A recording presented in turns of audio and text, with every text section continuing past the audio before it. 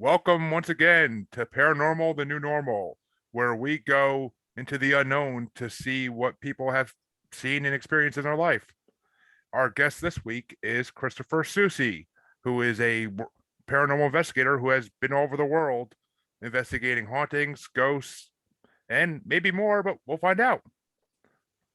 Christopher, how you doing tonight? Doing great. How about yourself? I can't complain too much. No one would listen anyway, but so why don't you just give listeners a brief overview of your career in the paranormal? Oh, sure. So I was a military brat, and that put us, all over the world. My first harrowing paranormal experience was when I was 6 years old in Hamburg, Germany.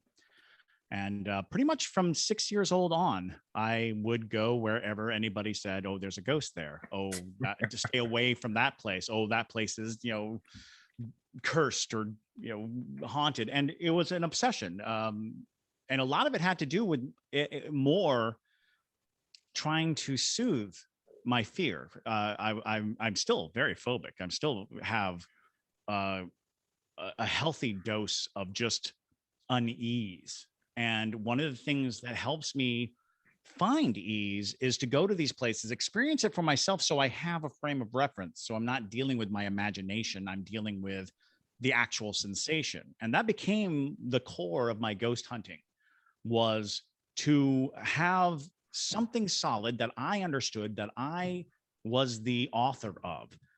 Somebody else says that place is haunted, my brain will just make it the worst thing ever, and it will plague me. So when somebody says that thing's haunted, I feel compelled to go and look and see and find and create a story for myself. So it's fascinating because ghost hunting's come a long way since Oh God, uh, yeah.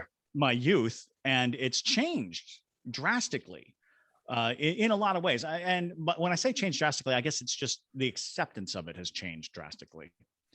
Maybe not the practice, but certainly what people expect out of it and what people kind of get out of it.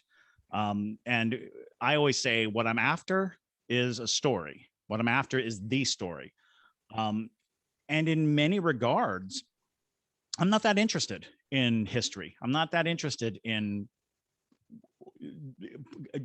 finding all the connections. I'm interested in experience and having experience and being able to justify my fears and say, I was scared there, and for good reason. So I have been able to hunt ghosts on 4 continents. I was in the army myself, and wherever I went in the army, I'd find the ghost stories. I'd ask people, what are your ghost stories? Which, by the way, for anybody listening, excellent way to learn about ghosts is to ask your friends, is to ask people just ask them, do they have any ghost stories? And even people who claim to be absolute skeptics, they'll have one. They'll have one experience or one thing, or just a story that kind of like touched on their psyche somehow. And when people share those stories, it's the stories that become very significant. And you'll find that in patterns, a lot of ghost stories are very similar, and they're very connective and connected. So I'm big on ghost stories. I think ghost stories are a part of human existence that bears witness to the human experience. So that's the soapbox I get on is be careful of debunkers, be careful of people who are too caught up in the nuance of ghosts and the paranormal, because they oftentimes overlook the sensation and the feeling and the place that a ghost story plays in human history. Uh, I've seen ghost stories die, which is one of the things that really bothers me. And when I say die, I mean they debunked them into non-existence. Like people will say, well, that never happened, and those people never had that, and that person never existed. And then you've got 200 years of ghost stories that somebody has basically said don't have any place, but they did. They absolutely did. People were afraid of it for 200 years. Children, told it around the campfire for 200 years. And if that was the case, maybe we need a different definition of what a ghost story is to us personally. So yeah, I have I have been in harrowing and scary uh, positions. I've seen things. I've even touched a ghost once. So I have a wide variety of experiences, and I generally go with experience over equipment. which that's a very smart way to do it, in my opinion. But, and as you're saying, ghost hunting has evolved greatly to a point where people are now more accepting of it. It's not just something they did on Scooby Doo back in the day. Now it's an actual profession people have, and they are respected for doing it rather than being mocked and laughed at for it. And Absolutely. I would say though that technology, it is the technology too, though. The technology has improved greatly since the 60s, 70s when people were trying to do it and they had nothing but maybe the transmitters and the possibly a seance board. And I even like, and I use all the equipment. I just don't depend on it, Yeah. because I'm sorry to say this, listeners, ghost hunting is boring. Most ghost hunts revolve around sitting very still and very quiet for long periods of time. I can honestly say that of tens of thousands of hunts that I've been on, and I've been on so many hunts in my life, I only have a few stories by contrast. I cannot tell you how many times you literally just spend a whole night and you don't get anything, or what you get is so trivial and small that it doesn't really register as something significant. But if you've got some toys, if you've got an infrared camera, if you can get a FLIR, get a FLIR, because there's nothing more fun than like looking at your feet through your shoes with a FLIR, seeing your bones and stuff. I mean, it's awesome. All the equipment helps pass that time, and I strongly endorse using equipment because it helps back up any experiences you do have. But like I said, when there's nothing happening, that equipment can make it a lot more fun. Oh, I agree 100%. I mean, I had, as people, as listeners of the show do know, I had paranormal investigators in my house back in November because I bought a house in November, and actually, like, they came in December. I bought the house in November. My girlfriend, then now fiance, was seeing things in the house at night, and her family was too. So I got paranormal investigators come in. Long story short, it's the couple who built the house that are still residing in the house. Sure. They use divining rods, they use the camera, they use everything you could think of. And basically, I wouldn't have believed any of it just because of the instruments. It was the cold feeling down my back when I heard "thank you" whispered in my ear when we were talking about me fixing up the house in a room that we believed the spirits were in at the time. And Absolutely. the hairs, Absolutely. the hairs that stand up my back, that's when you know something's going on that you can't explain. The human body is a far more sophisticated detective device, far more sophisticated than anything we have. We can register changes in temperature. We can register the slightest change in ionic interference. We, just sitting in the dark, can sit there and go, God, do you feel that?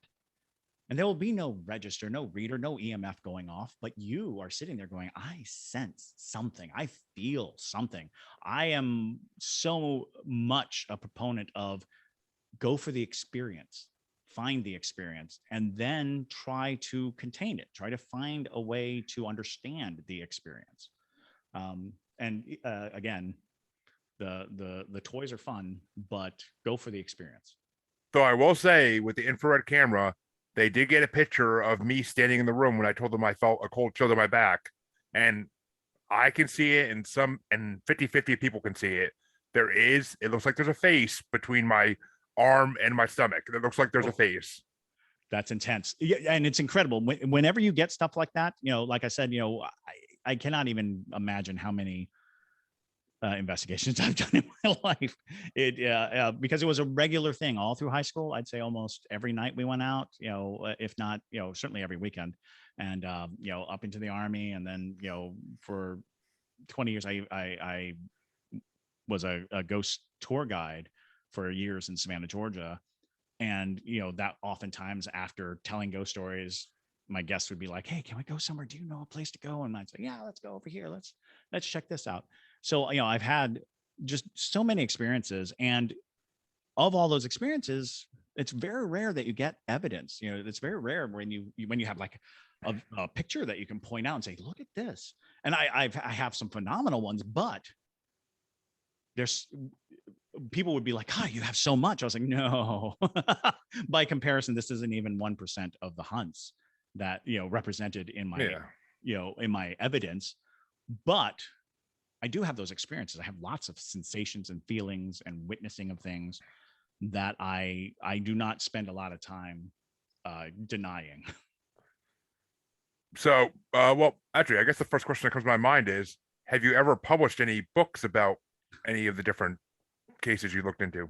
So it's funny how many people have asked me to do this, because I'm actually a professional writer, uh, but for some reason I've never written my ghost stories down, and it's weird. I don't know why. I couldn't explain why. I'm primarily like a playwright, screenwriter, so I'm mostly writing, you know, dramas to be performed.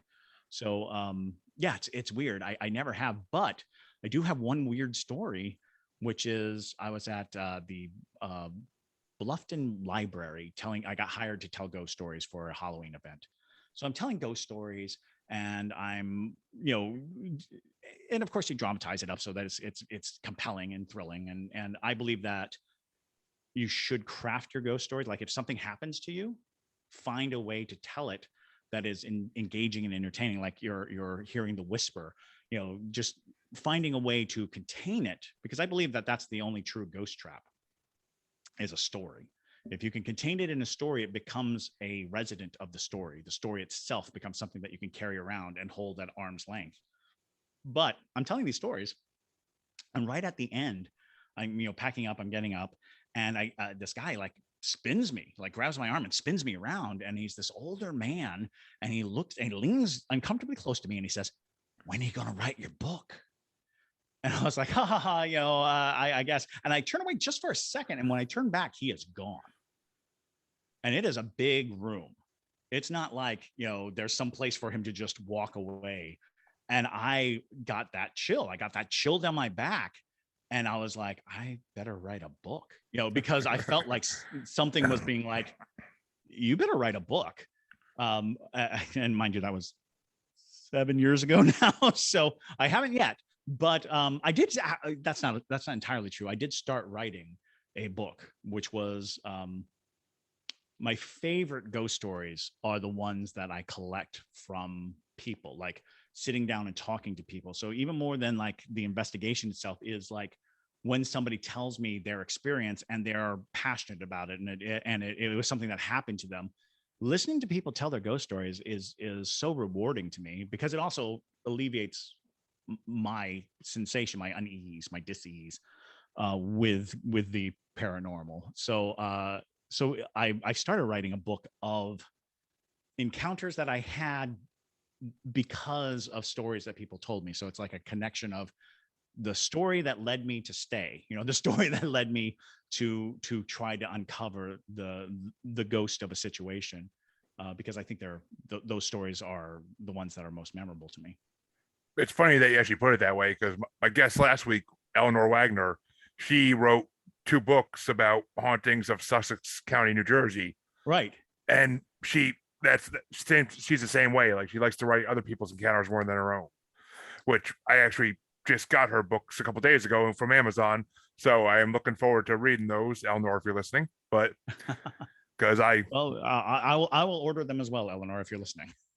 I mean, they look phenomenal. I mean, and especially the fact that she's a little section at the end for Bigfoot. Gotta love Bigfoot New Jersey stories. Absolutely. I could picture him and the Jersey Devil just hanging out in the woods, like, what's with these humans? Yeah, it's like we're running out of space, you know. Exactly. But it's just, I mean, yeah, I have always been one of those people who loves the paranormal, loves ghost stories, loves hearing them, loves reading them, but I don't do the investigating myself because, like you, I have a phobia of it. I don't want to run into something that's not a ghost, that is worse than a ghost, and is going to make me regret running into it. You know, it's I always say it's a compulsion. It's like an obsession with me, because my imagination is equally damaging. Like I don't want to encounter a ghost, but I don't want to think about it. I don't want to think about the ghost. So if I go there, whether I encounter it or not, it becomes something that has passed. I've gone through whatever gauntlet for my own satisfaction. I'm now like, okay, I've been there, I've experienced something, but I'm going to walk past it. And actually, I forgot to mention, I forgot to ask this, but when you had the experience with the old man spinning you around to ask you about the book, did it ever cross your mind that it might be like a time slip, a So possible? it's funny because somebody else asked me that. Somebody actually asked me if it looked like an old me, Yeah, asking me if I thought it was an older me. And I was like, no, not at all. Don't say that. You know, in my mind, it's all frizzing out. But in the last like 3 or 4 years, they've made all these old people filters. exactly. And the old person filter on my face does not look anything like me. I think, you know, that doesn't make sense. And weirdly enough, it looks a lot like my dad. And I'm like, okay, that freaks me out that I'm going to end up looking like my dad. But I remember the first time I was like, that does kind of look like that guy. You know, it was the first time I really like, that does look like my, you know, in my memory of him, except his hair was like white. That was the only thing that was, and I'm like, you know, okay, that's really odd because I guess I always thought I would know what I would look like old, you know, in my imagination. I'm like, I know what Yeah, I'd look like old, but I guess, you know, nature is a weird yeah. bird. We never really know what we're gonna look like old. I mean, Right. even family members that you look on the wall, pictures of them when they're young, and you look at them now, and you're like, how'd they get from that to that? Right, exactly. Like it's just sometimes it's unexplainable the way that our DNA or genes will make us change as we get older, and it's Well, I interesting. mean, I'm half Asian, so my mom has looked the same since, you know, for the last 40 years. You know, she looks pretty much exactly the same as I remember her. So I always figured that I'd just always just be a different version of the person I always was. But my dad, he went from looking like you know, an ordinary person to looking kind of like the Ayatollah Khomeini. So it was a weird journey, and he's not Middle Eastern at all. He's as white as the day is long, but he he looks very foreign now. It's like, how did that happen? I don't understand. Well, yeah, I mean, yeah, I could see it. My grandfather on my father's side was the same way. He looked the pictures of him when he's younger, he looked like a regular American soldier going off to World War II. And now when he's older, he looks like he could be a Middle Eastern tycoon. Like Yeah, exactly. he lived in Florida for 20, 30 years and he just got that tan that he looked that way. Right. Yeah. My dad actually went to the Middle East to work after he retired from the army and got hired by a private firm, went to the Middle East, and he just soaked in so much sun that his skin became like a leathery dark Yep, mass. exactly. Exactly. That's the same thing. Yeah. Exactly. So what four continents have you been to? That's what I'm curious about. I mean, I'm assuming North America is one of them, but North America, South America, Europe, and Africa. And when I say Africa, it was Saudi Arabia. Yeah. So technically, the Middle middle East.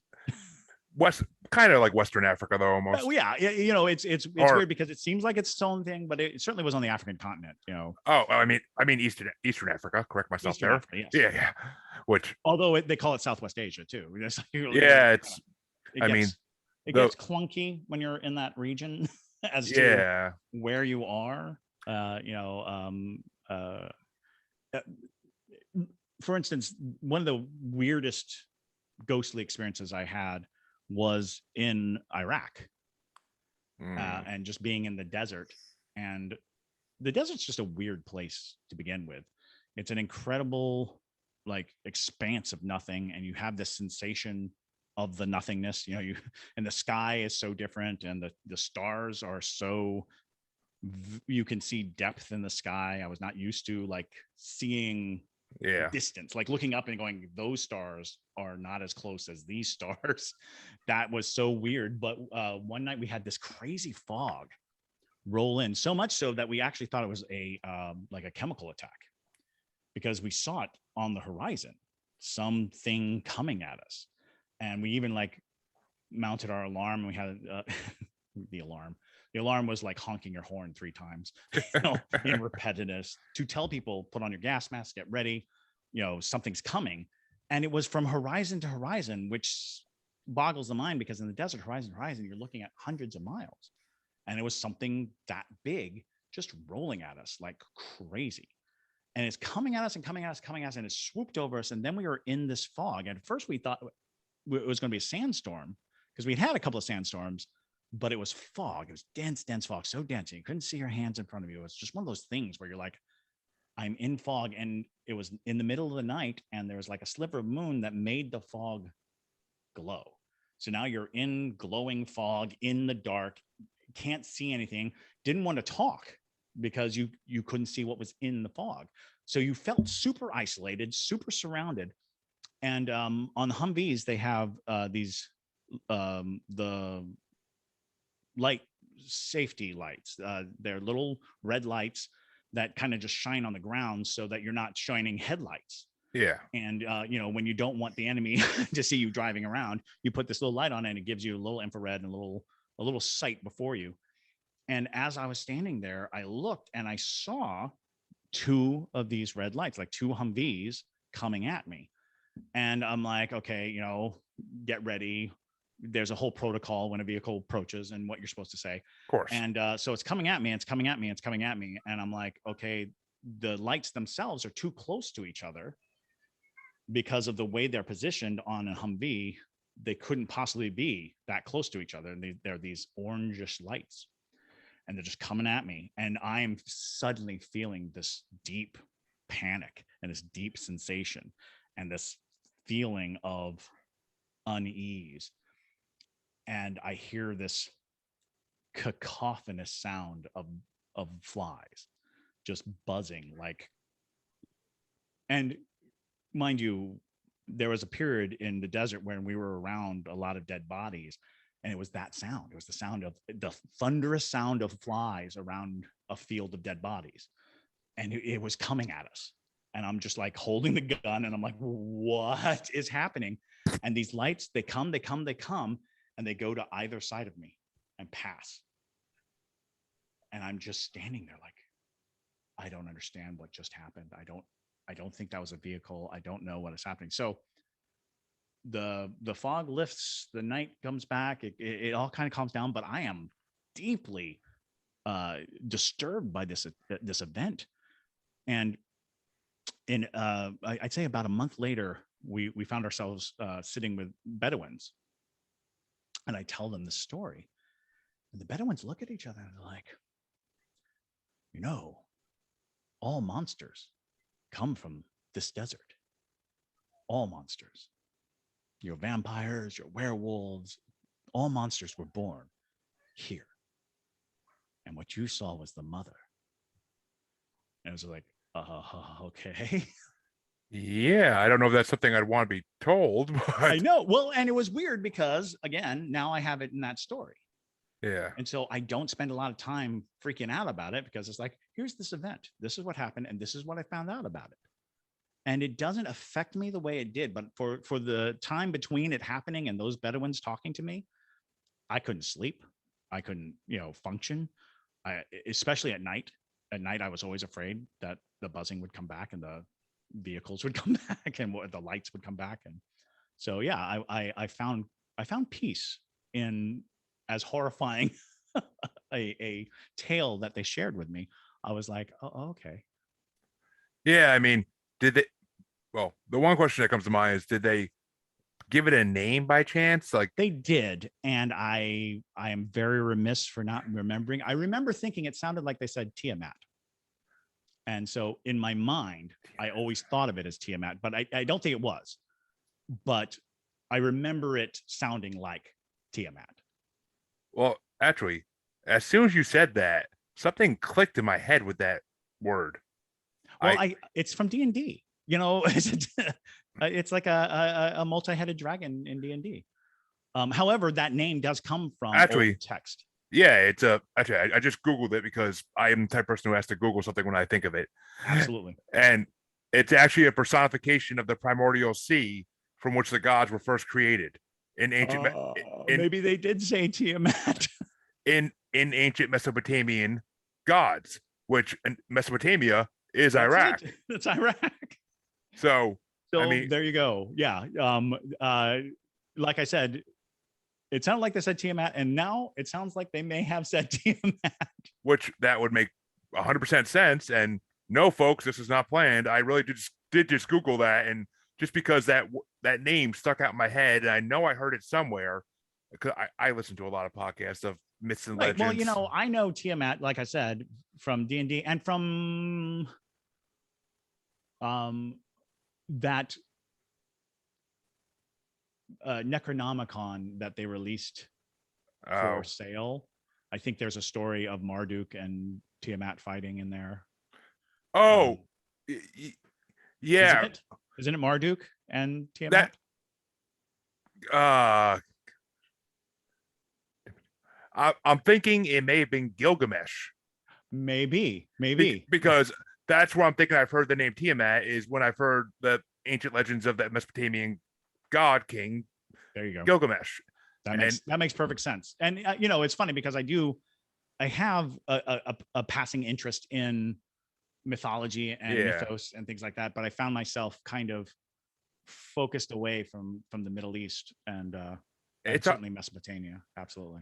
it's hard to get into the mythology in that area of the world because it's so vast and so historic that And it's there's interesting because I literally just recently had a long conversation about this because of Moon Knight.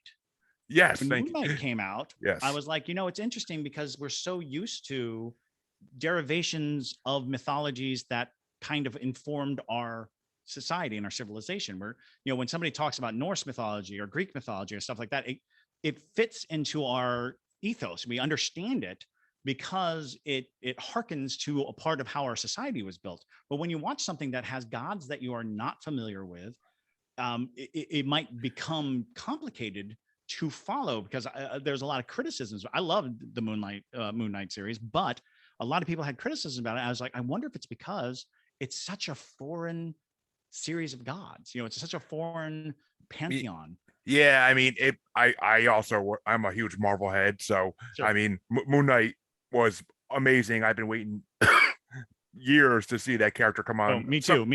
Some kind of screen because he's one of the most interesting characters, and he's basically Marvel's Batman. But I mean, and yeah, I don't believe people are familiar with Egyptian gods, especially unless you are into mythology and folklore and you listen and read to the stories of these gods. Right. I mean, American Gods by Neil Gaiman is one of the greatest. Yes.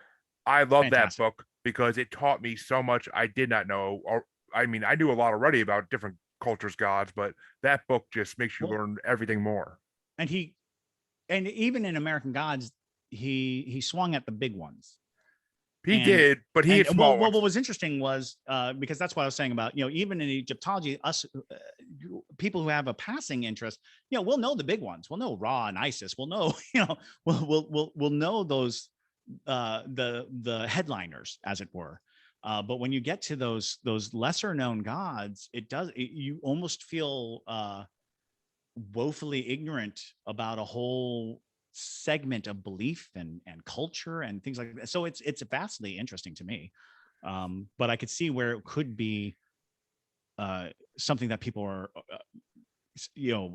don't relate to. They can't get their footing into it. Yeah, I mean, Egyptian gods and all other Middle Eastern gods are not like the Norse and Greek, like you said, because everybody knows the stories of Hercules. Everybody knows the stories of Thor because it's been pop culturefied so much over the last 100 years. It's Western civilization.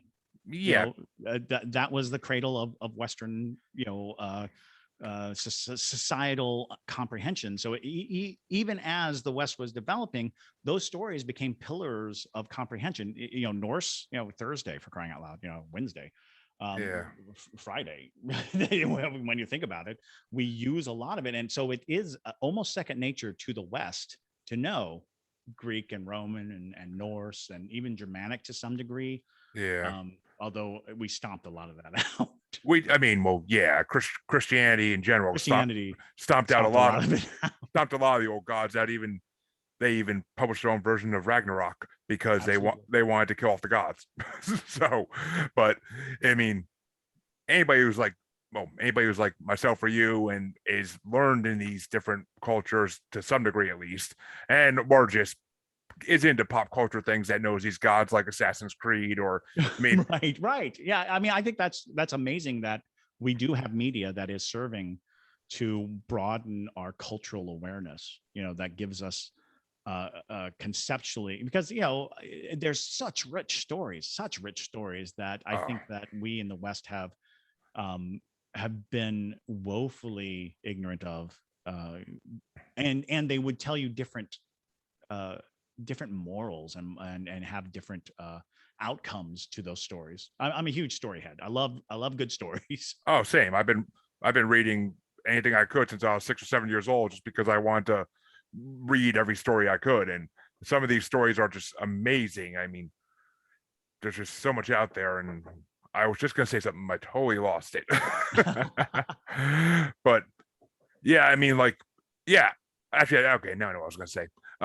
Like one of the stories I just recently started hearing about on podcasts and stuff, and I never even heard of it before this, but I would love to see them make actually like a TV show out of it and make it accurate. Is Journey to the West?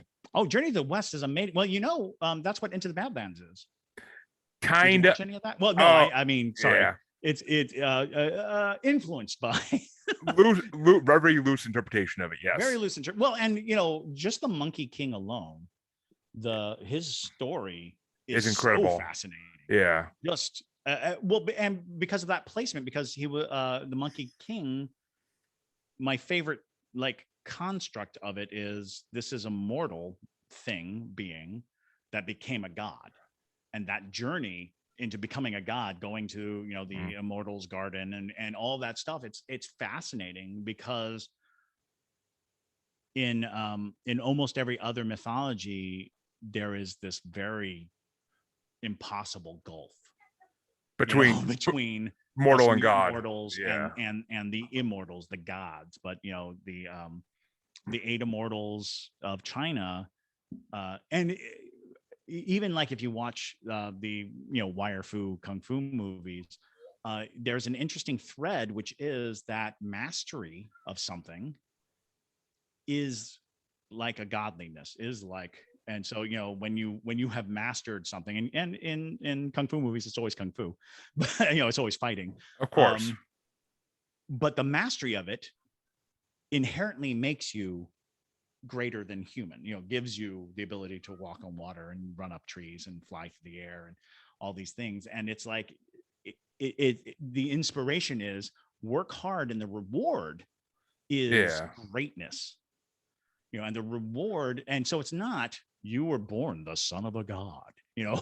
your godly father came down and had sex with a goose, and then you came out of an egg. And it's literally like you're a beggar who trained so hard that now you can walk on water and punch through walls.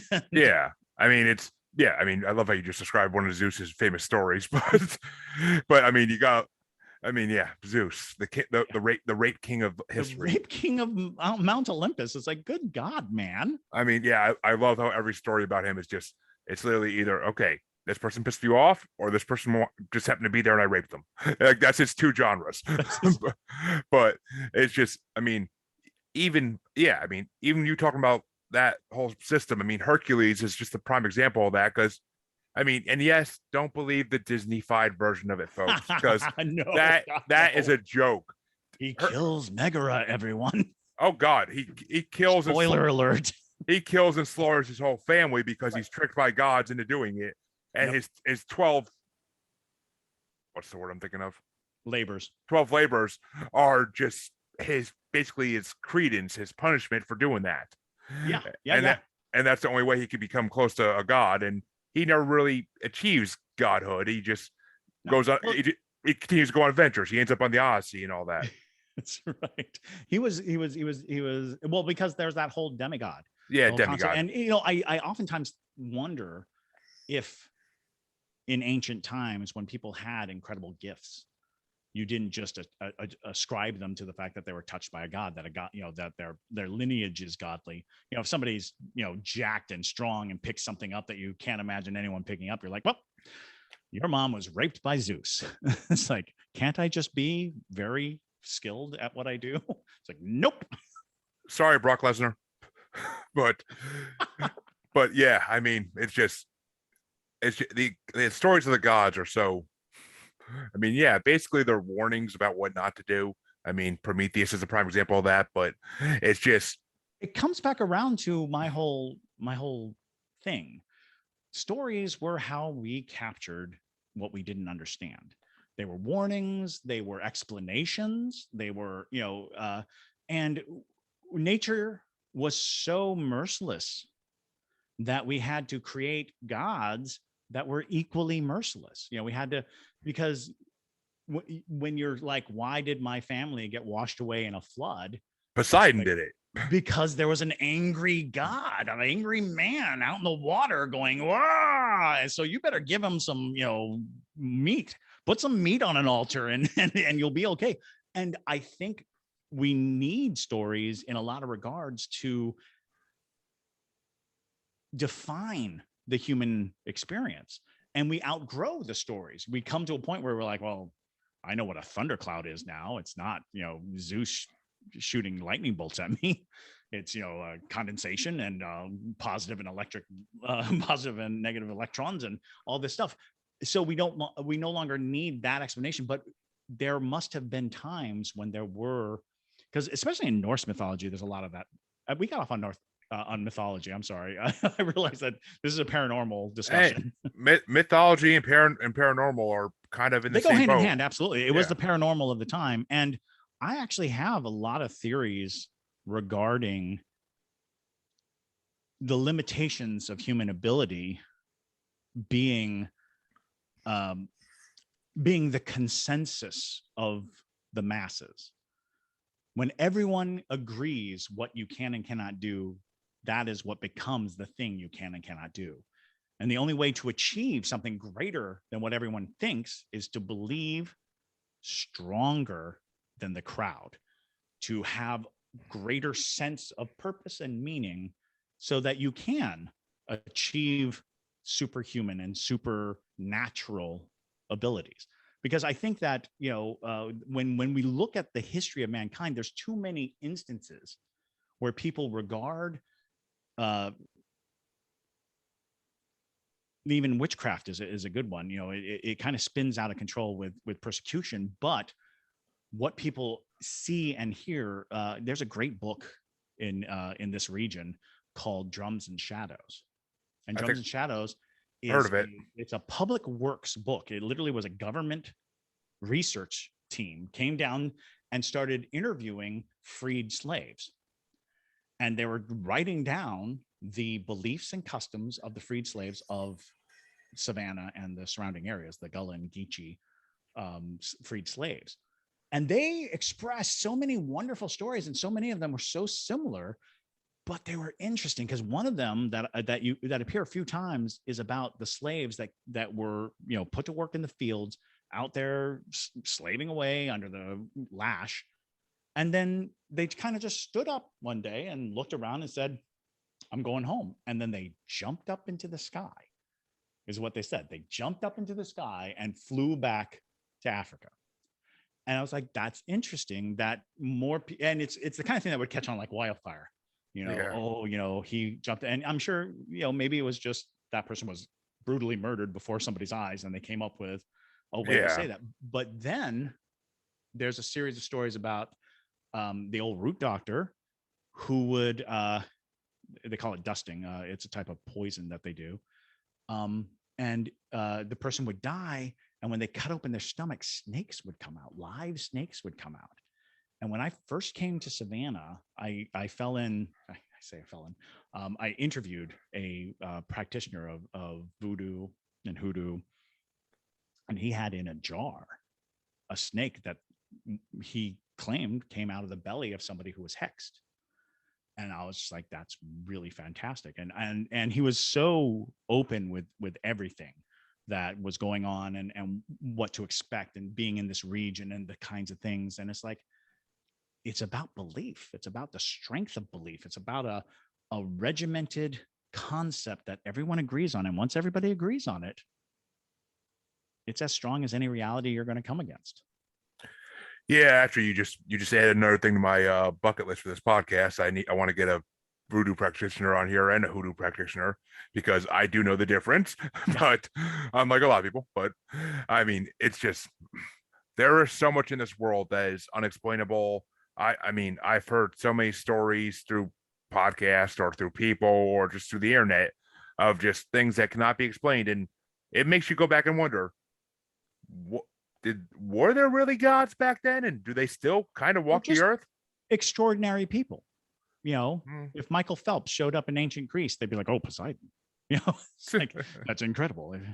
If if Dwayne the Rock Johnson showed up in ancient Greece, they'd be like, "Oh yeah, that's Hercules." Look at that guy. Dwayne the Rock Johnson, people soon be playing Hercules in a new Disney movie, probably.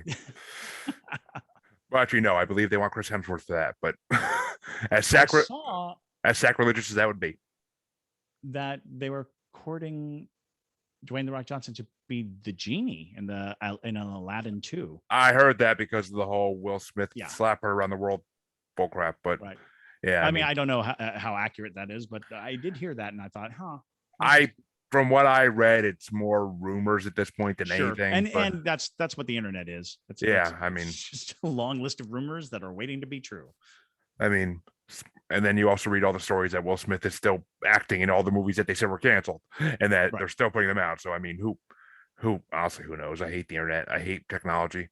I would love to live back in the olden days where it was just storytelling around a fire in the living room and no lights or anything. That just, I mean, well, okay, maybe electricity would be a nice thing to have, but so I live in Savannah, so air conditioning is a must.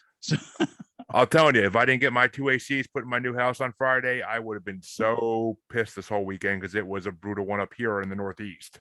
Yeah, I can't imagine how bad it was down there. That's it was not. Although we, I don't know if you caught any of it, but we've been having massive thunderstorms in the evenings just roll through here, so that kind of helps. It kind of takes the edge off of it. Yeah, that's what happened last night here too. Huge thunderstorm, windstorm, and now it's back down to the 60s. Gotta love it. So where are you located? I am located in north central Massachusetts is the best way to put it. Because Gardner. Okay. I was born in Shirley, Massachusetts. Oh, okay. Yeah. Okay. Shirley's not Devon's, I guess, would be the more accurate. Oh, yeah. I'm only a good 20, 30 minutes away from where you grew up then. So, okay. So my whole family actually kind of, my mom's from Korea, but my dad, his family kind of came down from Eastport, Maine, and trickled through Massachusetts, and like his parents ended up in Newington, Connecticut, West Hartford. Yeah. And so we have lots of family in that region. Okay. Yeah. My uncle lives in Burlington, Vermont. Oh, okay. I drive by there pretty often actually because I drive for a living. I'm a merchandiser, so I travel through New Hampshire all the time, and to get from certain parts of New Hampshire to Massachusetts, you got to go through Vermont a little bit. Right. Sure. So yeah, and New England is woefully haunted. I mean, oh God, yes. Talk about your ghost stories. Amazingly, I am having a hard time finding local people that want to talk. So this is the interesting difference. Here's another interesting thing is, and I've noted this. Savannah is a pretty celebrated haunted town. Everybody wants to talk about their ghosts. Everybody's very open here. And I'm like, this is fascinating because I wonder if this acceptance of haunting and this acceptance of ghosts isn't somehow directly correlated to the abundance of hauntings and the abundance. It's like we are very open and people, love to say their house is haunted, and people love to talk ghosts here. We have so many we have over 300 walking ghost tours in the city of Savannah, and Savannah isn't that big.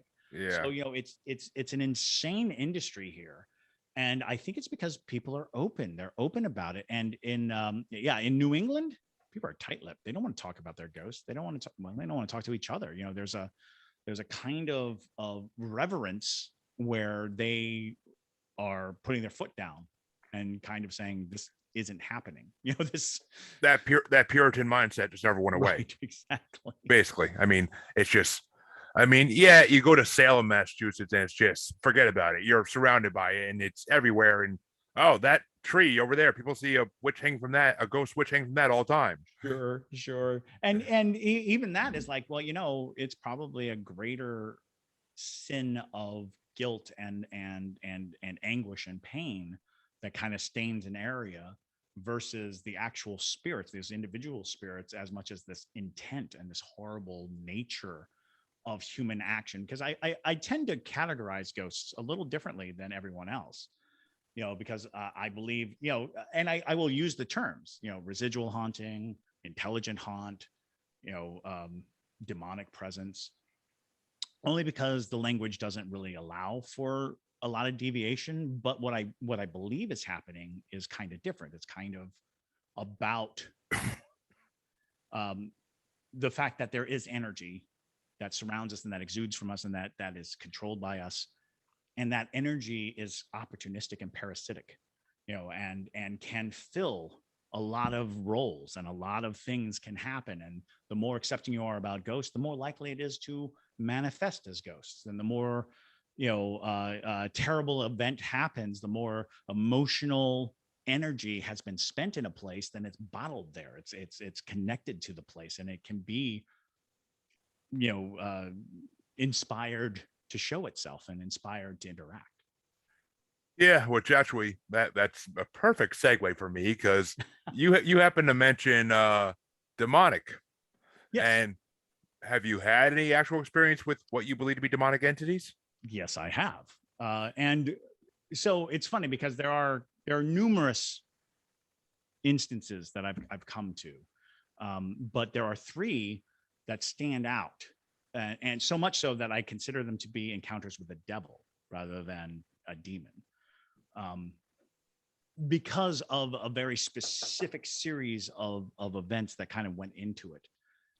So, for the most part, I believe that a demon is a non-human entity that presents itself and can do damage, um, which does not actually attest one way or the other to whether they're evil or they're good or anything like that. But I do sense that they're non-human, and I do believe that a human spirit can become demonic by shedding its humanity, by shedding the parts of it that govern it in a human way. So I think that humans can become demons in action, and I think that there are energies that pose threats to us. Are you having trouble? Did I lose you? I can't hear you. No, no, sorry, I Oh. damn kids. Oh. He um, I'll edit this part out, but yeah, he won't he yeah. He's playing his sister and his aunt are playing Minecraft and they won't let him play. So he was pounding on my freaking bedroom door like they won't let me play. I'm like, I don't care. I'm busy. But Not right now. But back to the concept of demons. So I have a wider range because I believe I believe in the deterioration of ghosts. I believe that ghosts can only maintain the appearance of who they once were by the acknowledgement of a living human being. Like when Uncle Ted dies, all the family members can look at this ghost and say, ah, it's Uncle Ted, because they recognize Uncle Ted and he can yeah, hold that form. But over time, when everybody's dead and they see the ghost of Uncle Ted, they're going to say, ah, it's a man. And he's going to start losing the definition of all the things that made him specifically Uncle Ted. And over time, it's just going to be a figure. And that's where I believe shadow people come from.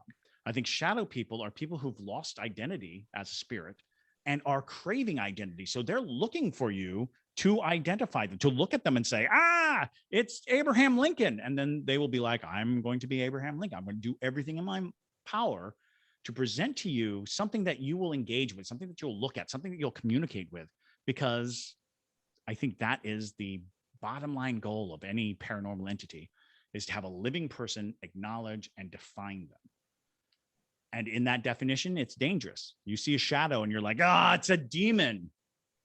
He's going to take that identity. He's going to use your sensation, your definition to define himself or itself. But I digress. I had 3 instances where I felt that I had encountered the devil, being, whatever you would consider that to be, because I will use Christian terms. I'm not necessarily that big a Christian per se, but because Christianity has gone through the trouble of labeling things for us, I use it pretty liberally. The first time I encountered a spirit that I was like, I think that's the devil, was in La Paz, Bolivia. Well, no, excuse me, is Potosi, Bolivia. So we're stationed in South America, stationed in Bolivia. We went to this place called Devil's Canyon. Ironically. Yeah. Well, actually, I'm saying this wrong. It was actually Canyon El Tio, which is Uncle's Canyon. And we're driving, in order to get to our base from Potosi, we had to take this canyon, this Tio's Canyon. Yeah. And so we're going through this very narrow canyon, straight cliffs on both sides of us. We're driving along and we look up and there are white crosses on the top of the canyon, the kind of crosses you see where there's been a traffic accident. Yeah. And so we're driving along and we're looking at this and we're like, oh my God, that's interesting. We're thinking that it's a religious thing. We ask the guy driving, we're like, what's with the crosses? And he says, oh, each cross is for someone who died in this canyon. We're talking miles and miles of stacked on top of each other crosses, miles and miles. And we're looking and we're like, this is eerie. This is strange. And as we're coming out of before we came into the canyon, we noticed that we passed like a guard tower. Yeah. And as we were coming out of the canyon, there was an arm across the road, and it was, getting close to dusk. So we're coming up to a guard post, and the guard comes out. He's got a machine gun, and he's talking to the driver. And while I should have been able to speak Spanish because that was part of my job, I wasn't great at it. But we passed the checkpoint, and whatever conversation they had, we go on. And so my team leader's like, hey, why are there guards posted at either side of the canyon? He's like, oh, because it's illegal to be in the canyon after dark. And we're like, what does that mean? We're like, if you are in the canyon after dark, you die. And so we're rounding the corner, and as we round the corner, we see this giant painting of Lucifer. Goat leg, horns, red body, straight out of, if you type in Lucifer or if you type in the devil to your browser, you will see this picture, a picture like it. He's cross-legged, goat-legged, standing there, and you're like looking at it, and it was about 50 feet tall, this painting. Jesus. And we're like, what is that? And the driver's like, oh, that's LTO. And we're like, excuse me? The devil's your uncle? And like, no, don't say that. Don't say that. That makes him mad. You have to be very respectful of Tio. And we're like, why? He's like, Tio will kill you. He kills anybody who's in the canyon after dark. So naturally, I had to go and look. So naturally, I had to investigate. And while we were in the canyon, we had passed this incredible red wrought iron gate, just like it's seemingly just leaning against, not leaning, but built into a wall of the cliff. And that was ground zero for my brain. I was like, we've got to go back to that red wrought iron fence. Yeah. So the next day, we decide to hike down. We leave, at sunrise. We're like, how far can it be? I was like 19, so I did not understand that 10 minutes of driving can be hours and hours walking. Oh God, yeah. It didn't register properly in my head how far away it was. But I had a group of my friends, and we ended up getting down there, and it was already like mid-afternoon, and they were like, and the guard was like, you'll never make it through the canyon before sundown, and we can't let you go into the canyon if you're not going to be coming out. And so we're like, oh, we're not going to go through the canyon. We just want to go to the gate. And the gate was kind of close. It Yeah. wasn't really close, but it's kind of close. And it was a little bit of bartering and a little bit of, we're Americans, it's charming. And if we die, it's not on you. So he lets us in, and we go walking to this gate. I'll never forget it because I had a friend Jesus who was with us, and like almost, I'd say like 5 steps in, he's like, do you hear that? And we're like, what? It's like, you don't hear anything. I was like, no, we're in a canyon. And he's like, okay. So we're walking, and every little bit of time, he would just say, do you hear that? Like, well, if you tell us what you hear, and he's like, no, it's all right. Walk. Takes us a while to get to this gate, and we're at the gate. We're looking at the gate, and then Jesus just goes running at the gate at a full run, running straight at it. And we're watching him run at it, and we're like, what are you doing? And he like walks through the bars of the gate, just runs through it, because we misgauged how big the gate was. The gate was huge. Yeah. It was like almost 20 feet tall, and it was like you could just step through it.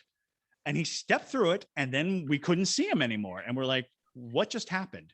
So we go to investigate. We go up to the gate, and it actually was in front of a cave.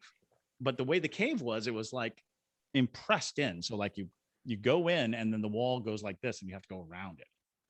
Okay. So we're like, Jesus, we go in, we get inside the cave. It's like a bell-shaped cave. He's not in it. There doesn't seem to be any way around it, except for what looked like a natural chimney, like a hole in the ceiling-ish. So we're like, that's got to be where he went. So we do the weird Batman shimmy. We put our backs on the wall and our feet, and we're like shimmying up to the top of the canyon. So we're like shimmy all the way up. We get up to the top of the canyon.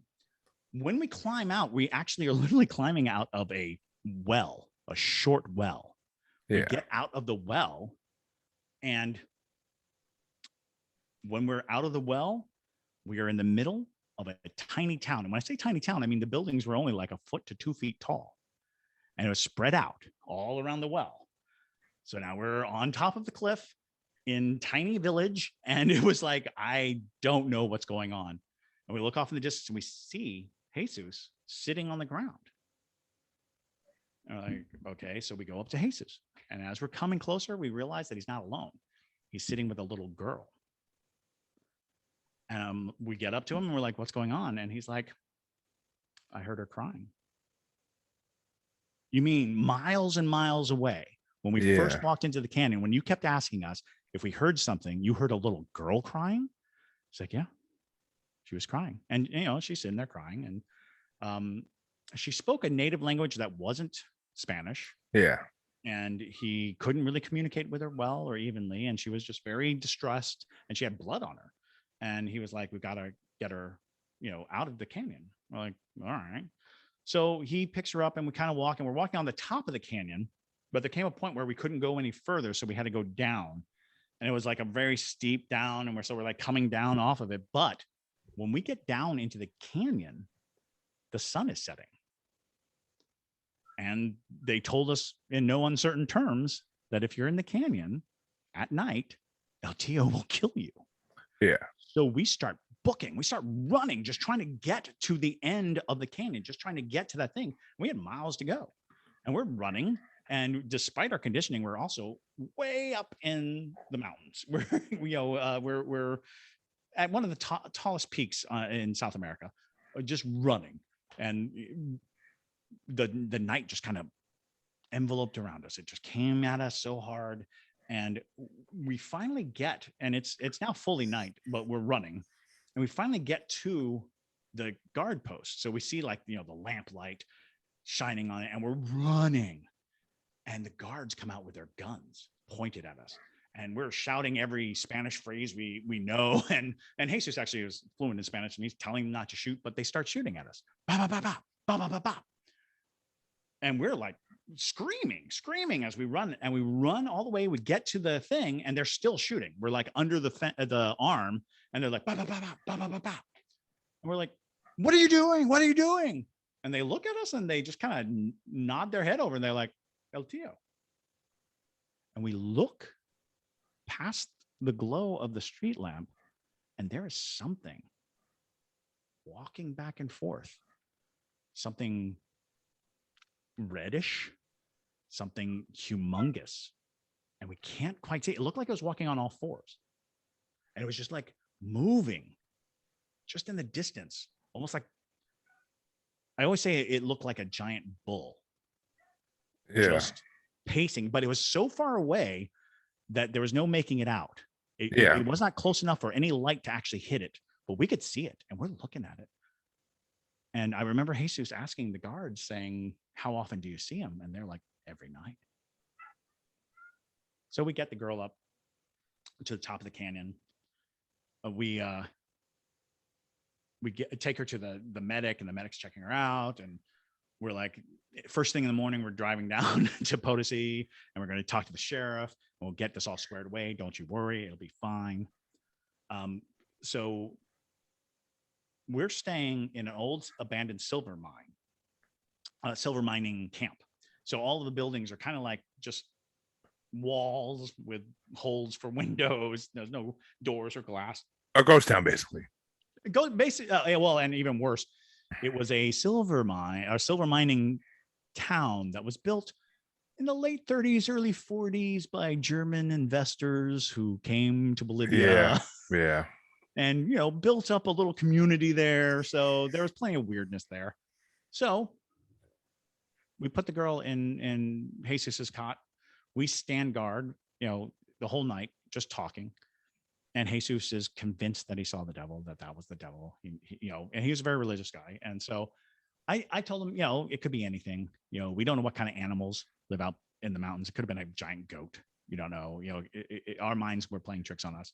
So I went through the whole litany of what it probably was and could have been. The next morning, we go to get the girl. She's gone. But remember, there's no windows. There's just holes in the wall. Yeah. It's easy to imagine she just walked out and ran away. So we were like, well, we'll go tell the sheriff anyway. So we ride down to the sheriff, and we go into the sheriff's office, and we're telling the story to the sheriff. And the sheriff is taking it all in. And he's like, come. Puts us in his truck, and we drive up to the little town. And we get to the little town. We get out of the little town. And there we are on the top of a hill in the little town. And he's like, where did you see this girl? And Jesus is like, over here. And the sheriff's like, okay. And I ask, what is this place? He's like, this is a cemetery. These houses were built for the dead so that their spirits can live here, because no bodies were recovered.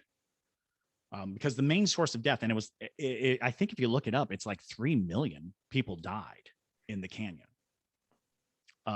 But the main reason they died was because it was silver mining, and they would go, and it was treacherous, and the mines would always cave in on them. Yeah. And for, the better part of 200 years, it was a very flourishing thing. And they just send people in and send people in and send people in. And they were afraid that they had, insulted the devil by going into his territory and taking silver. So they were trying to appease him. They call him uncle. They made little altars and put food down for him so that, please, El Tio, don't kill us. So Jesus takes us to where he saw the girl crying. And the sheriff, he leans down, and he breaks open the top of the little house. He just pops it open, and it's like a little mud house. And he pops open the top, and he reaches in, and he pulls out a photograph of the girl. And he's like, is this who you saw? And we're like, yeah, that's her. He was like, flips over the picture, and it says 1975 on it. It was 1991. Wow. And we're just standing there stunned. And it was like, no, thank you. I don't want anything to do with this.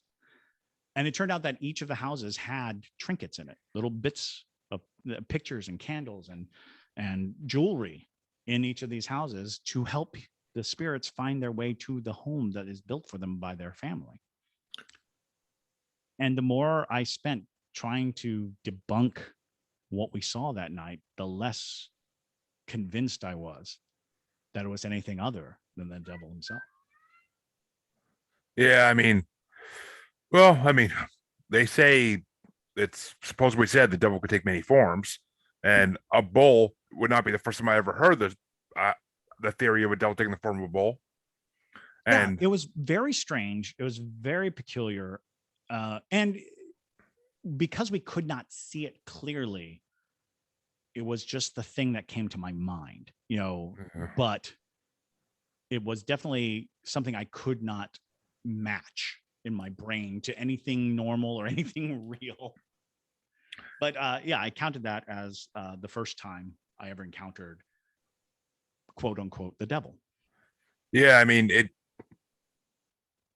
even if we want to stay in that realm, I mean, it could have just been a higher up demon, like because Well, and like according I had said, I'm a firm believer that your belief feeds into whatever it is, and if the entire community believes the devil's there, then it seems likely that whatever entity is there would attempt to appease the belief, would attempt to be for those people what they are so desperately believing in.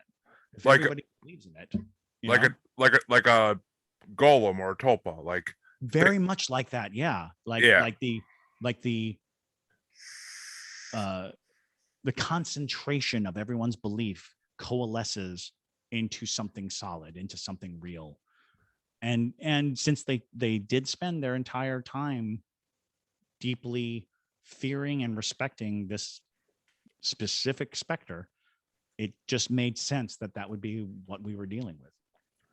and plus just on top of that, I mean, South America is a vastly unexplored country It still, really is. and there are so many cryptid sightings down there that are one-off sightings or When couple time sightings, and it's just there's so much down there that we could so many animals that could exist even that we don't know about. there were a series of weird events, one of them was the shooting stars, because we're way up, 12,000 feet above sea level.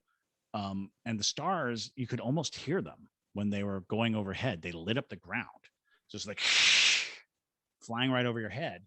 And right before we left South America, we ran into he was a captain who claimed that he was headed to Peru, to a research facility in Peru, to speak to aliens.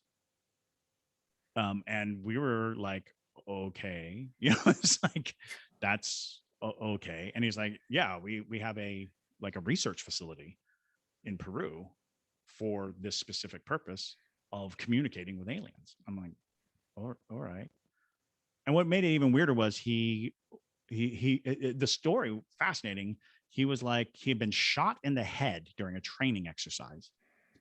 And when he came to, he had psychic abilities. And then he was inducted into this organization that speaks to aliens. And that was his whole story for us. And we were like, what do we do with this information? And he's like, nothing. It's top secret. You're a top secret. There's nothing you can do about it. And I was just like, I don't know. And we had to pick him up and drive him somewhere. And he told us the whole story while we're driving. I was like, this is the craziest story. Yeah, I mean, that sounds like something straight out of the X-Files or straight out of like It's insane. It's absolutely insane. And to this day, I consider that guy was really messing with us. Was like really messing with us. But in the years since, I became aware of the Stargate program. I became aware of SETI. Well, yeah, and that was it. The SETI radio telescope is in Peru, and I was just like, wait. And so it's so fascinating because there were so many little weird ticky moments, because the whole thing was like being in an X-Files episode, that whole area, it's so, again, the terrain is so different than anything I'd ever been in. Everything's vertical, everything's jagged Yeah. and pointy and very strange. I mean, there's a reason they tell you don't go to most parts of South America without guides because you're not going to come back. Because you're not going to come back. Absolutely. But I mean, and it's funny that you say that the cave that you followed Jesus into looks like a bell and it had a chimney because I believe in the American Southwest there is the Devil's Bell and the Devil's Chimney, is there not? So I've heard of the Devil's Chimney before, Yeah. and I've heard of the Bell Witch, who Well, lives in a cave in Tennessee. Call out the small town monsters on that one, but Right. but yeah, I mean, I believe there also is another. I think it's just a feature in a mountain in the Southwest somewhere. It's called the Devil's Bell, and it just looks like a bell. And of course, everything in the Southwest they refer to the devil. So, Yeah, exactly. Because it's so hot. well, yeah, I mean, it's burning. I had never been to the Southwest. That's one of my many travel goals, but then again, I really don't want to because I don't want to feel like It's full of the devil. Yeah. Well, not that I'm scared of the devil. I have a few. I have a soul. I have a few deals I can make. It's all good. There you go. Yeah, I mean, keep that list very, very, very precise. Know what you're asking for. Devil will always give you what you ask for, but never what you want. Yep, genie and devil. They're born the same.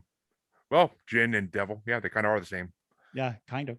And well, you got to imagine that that's where it came from. That whole belief of exchange. What are you exchanging for those things? Because the second time I thought I ran into the devil was at a crossroads, at 3 a.m. because that's where we were told that you go to the first crossroads south of a cemetery at midnight, the true midnight being 3 a.m. Mm-hmm. The devil will appear and make you an offer for your soul. But the person who told me was like, be careful because it's not an offer.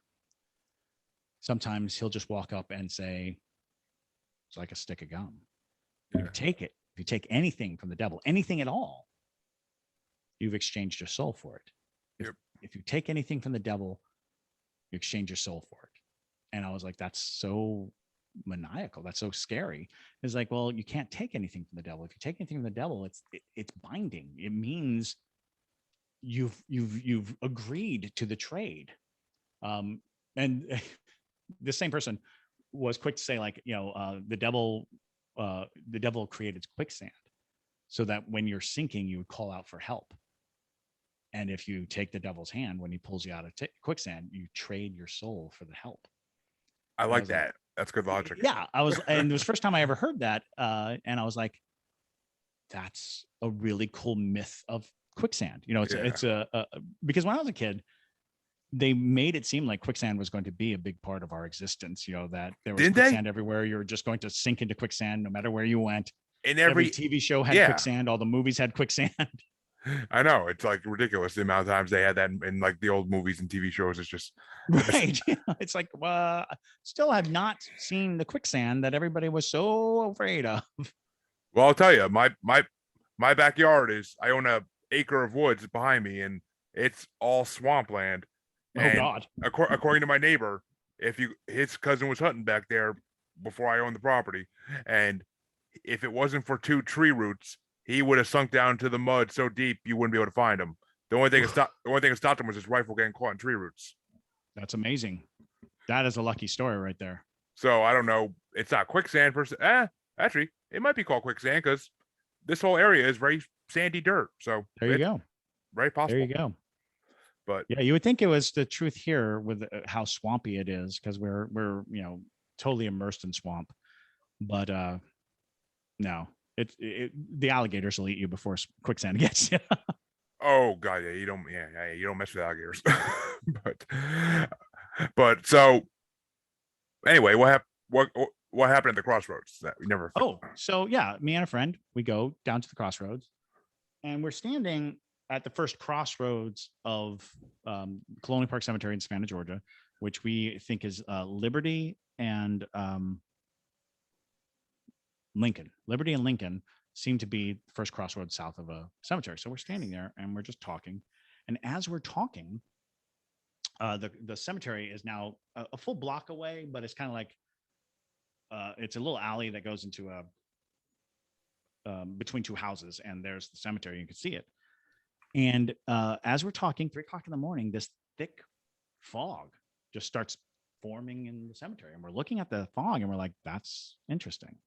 And it's this ghostly thick fog, and we're looking at it, and we're like, "Okay," but it won't pass through the gate of the cemetery. It stays over the cemetery, and we're looking at it, and we're like, "That is weird," because it's grass on both sides of the gate, but for some reason, it's staying in there. So it draws us away from the intersection. Yeah. So we're going, and we come up, and we're like looking at this cemetery, deep, dense fog, and it's fascinating, interesting.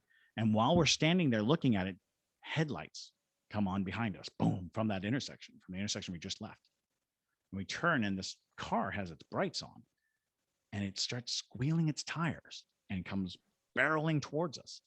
Now we're assuming it's going to just jump the curb and run into this fence, but instead it like slams on the brakes and does a big turn, and it reveals itself to be this blood red minivan.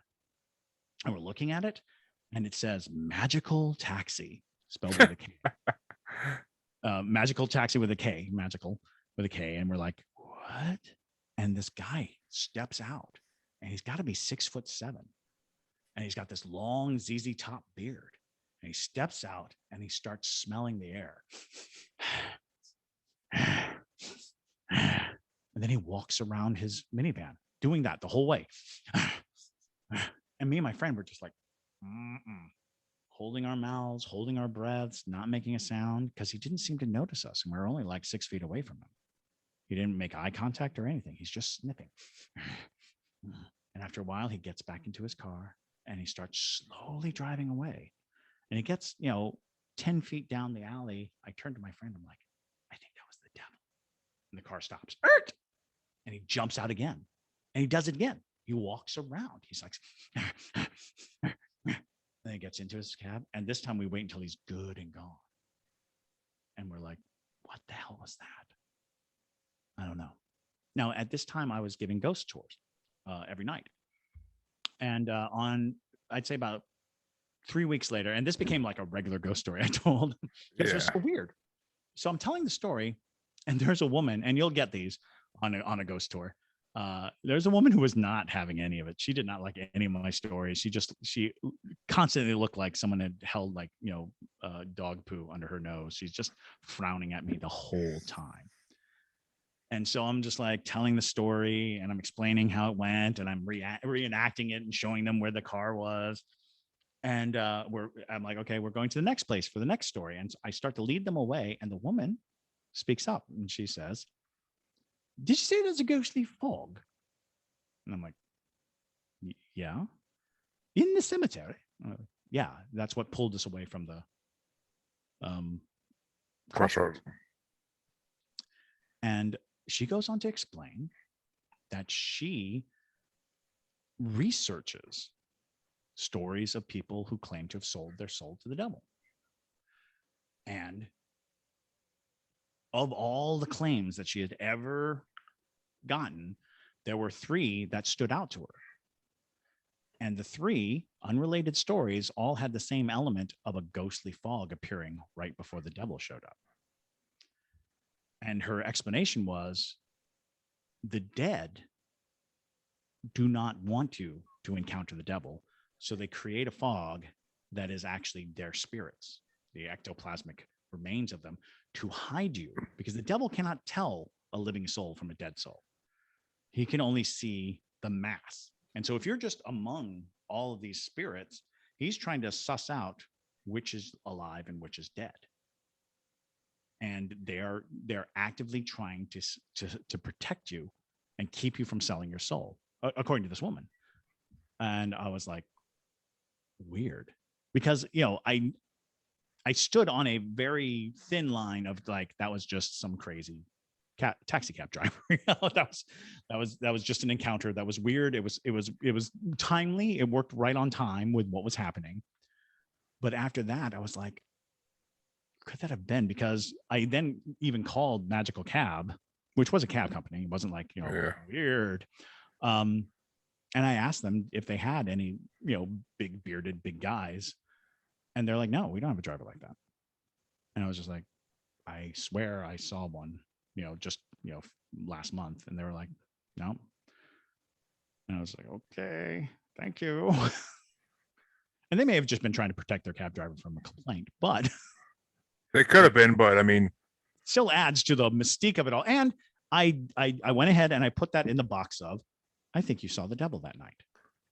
yeah, which I mean, yeah, I would almost assume you did, because I mean, even if it was just a regular cab driver, His why behavior why was would they? so Yeah, bizarre. exactly my point. Why would they get out of a car and just start walking around and the sniffing? air.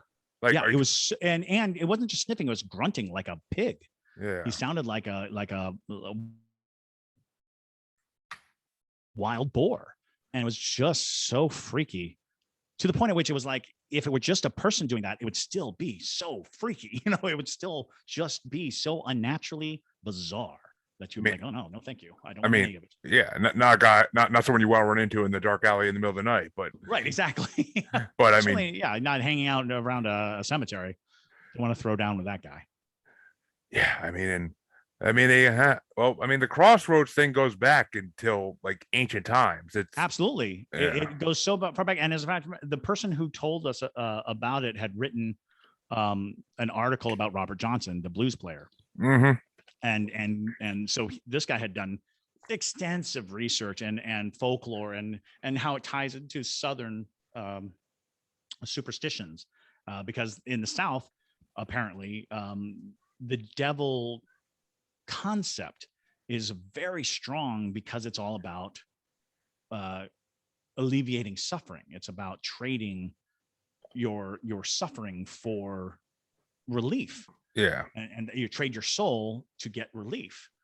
And so it preyed heavily on the Black culture of the period. And so, in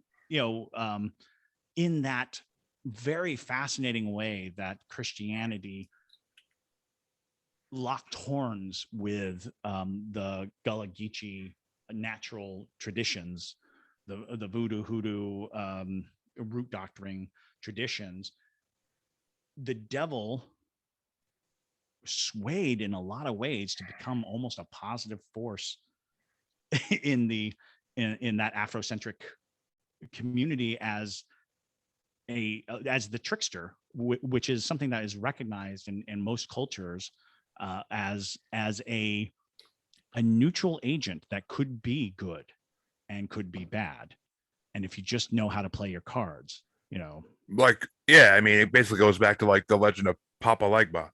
Yes, absolutely. Like, I mean, which I really only learned about that from American Horror Story, and then I took that and I went from that to learn more about it, because that was a very interesting idea, and I saw right away like the crossover. I'm like, he makes deals to make your life easier. I'm like, that's very close to the whole devil in the crossroads mythology. That exactly. And I mean, I've heard extensive research about Robert Johnson too, and it's fascinating. It seems like something did happen to him that's unexplainable. Well, and there's the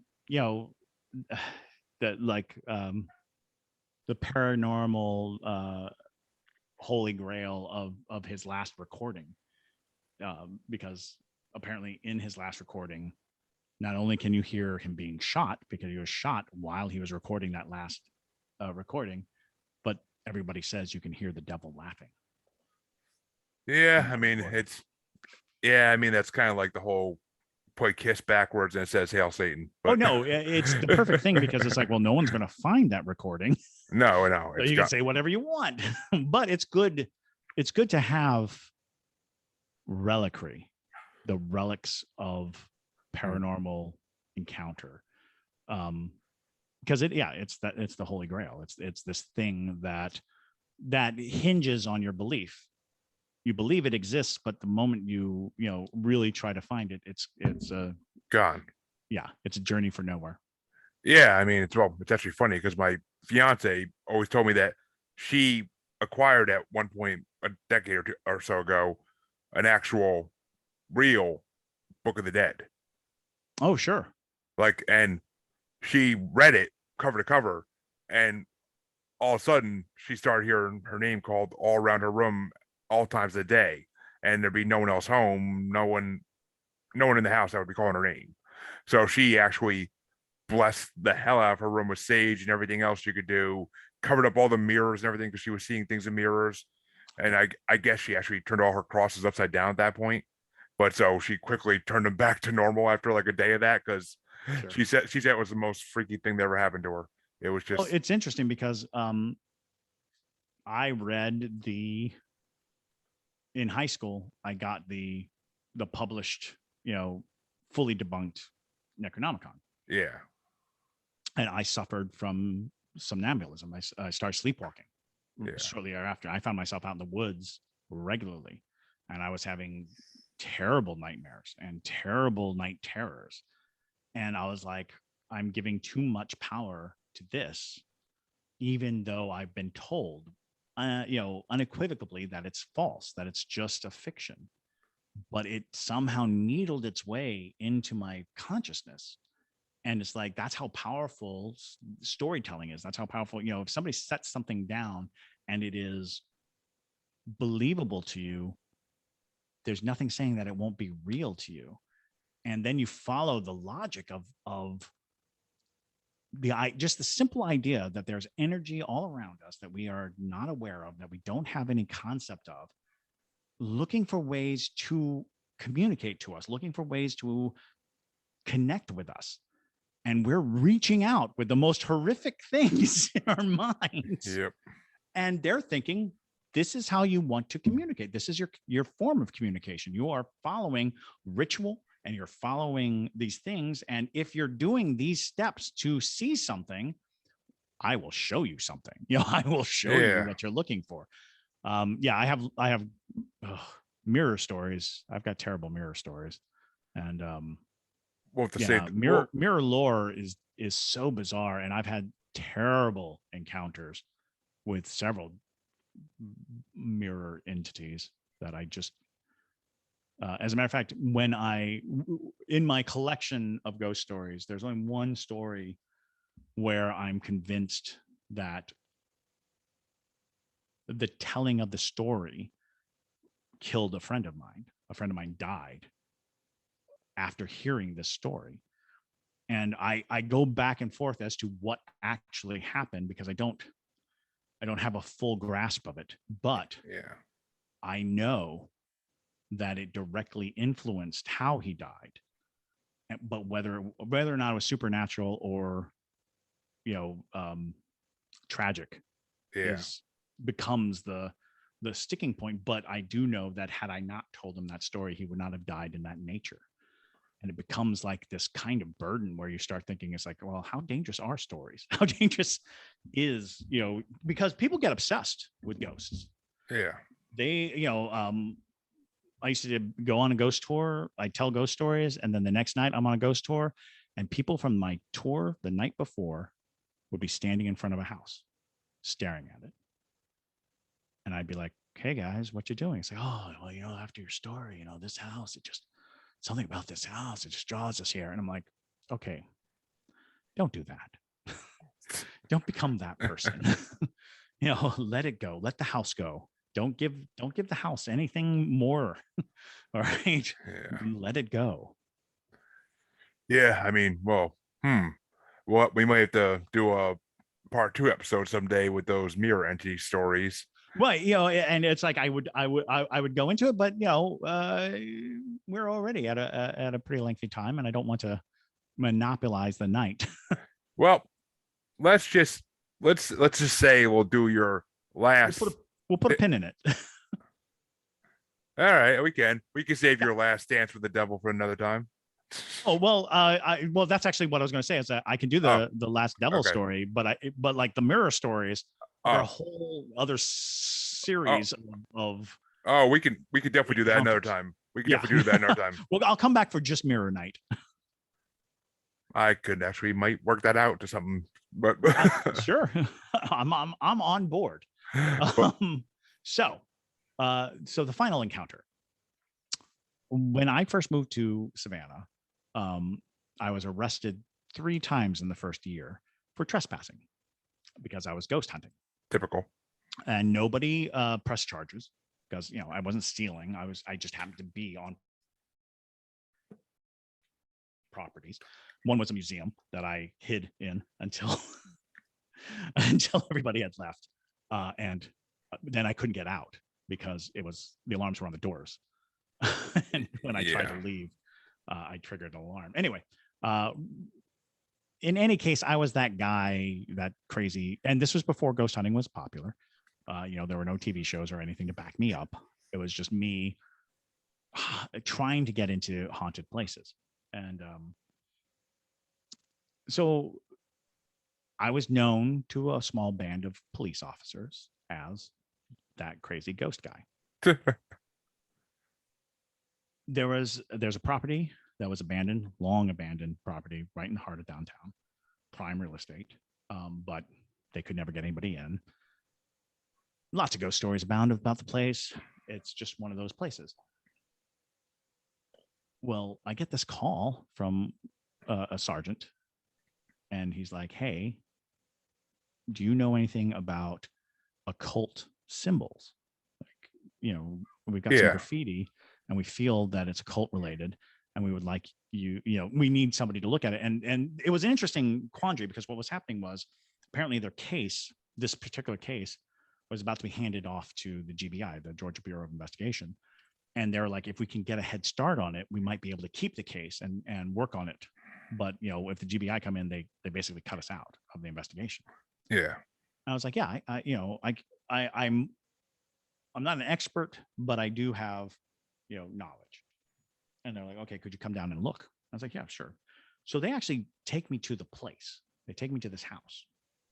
I thought they were going to show me photos, but instead there are 3 cops and me, and they escort me in to this building, and they take me around to this giant kitchen, like a galley kitchen, and the wall is covered in graffiti written in blood. And I'm looking at it, and they're like, what can you tell me about it? I'm like, okay, well, this kind of goes with a human sacrifice. That symbol there is for opening a door, and that symbol there is for letting something through, and that symbol there. And so we go through it, and they're like, so what are we looking for? I was like, well, you're looking for a body with 12 stab wounds on the front and 11 stab wounds in the back, 23 stab wounds total. And so they start comforting. And it turns out that they had pulled somebody out of the river with multiple stab wounds, and they, test the blood against that guy, whatever. So they're talking about it. One of the cops pulls a gun and just shouts, move, don't move, stay right there. And I'm like freaking out. And he's pointing into a shadow in the room.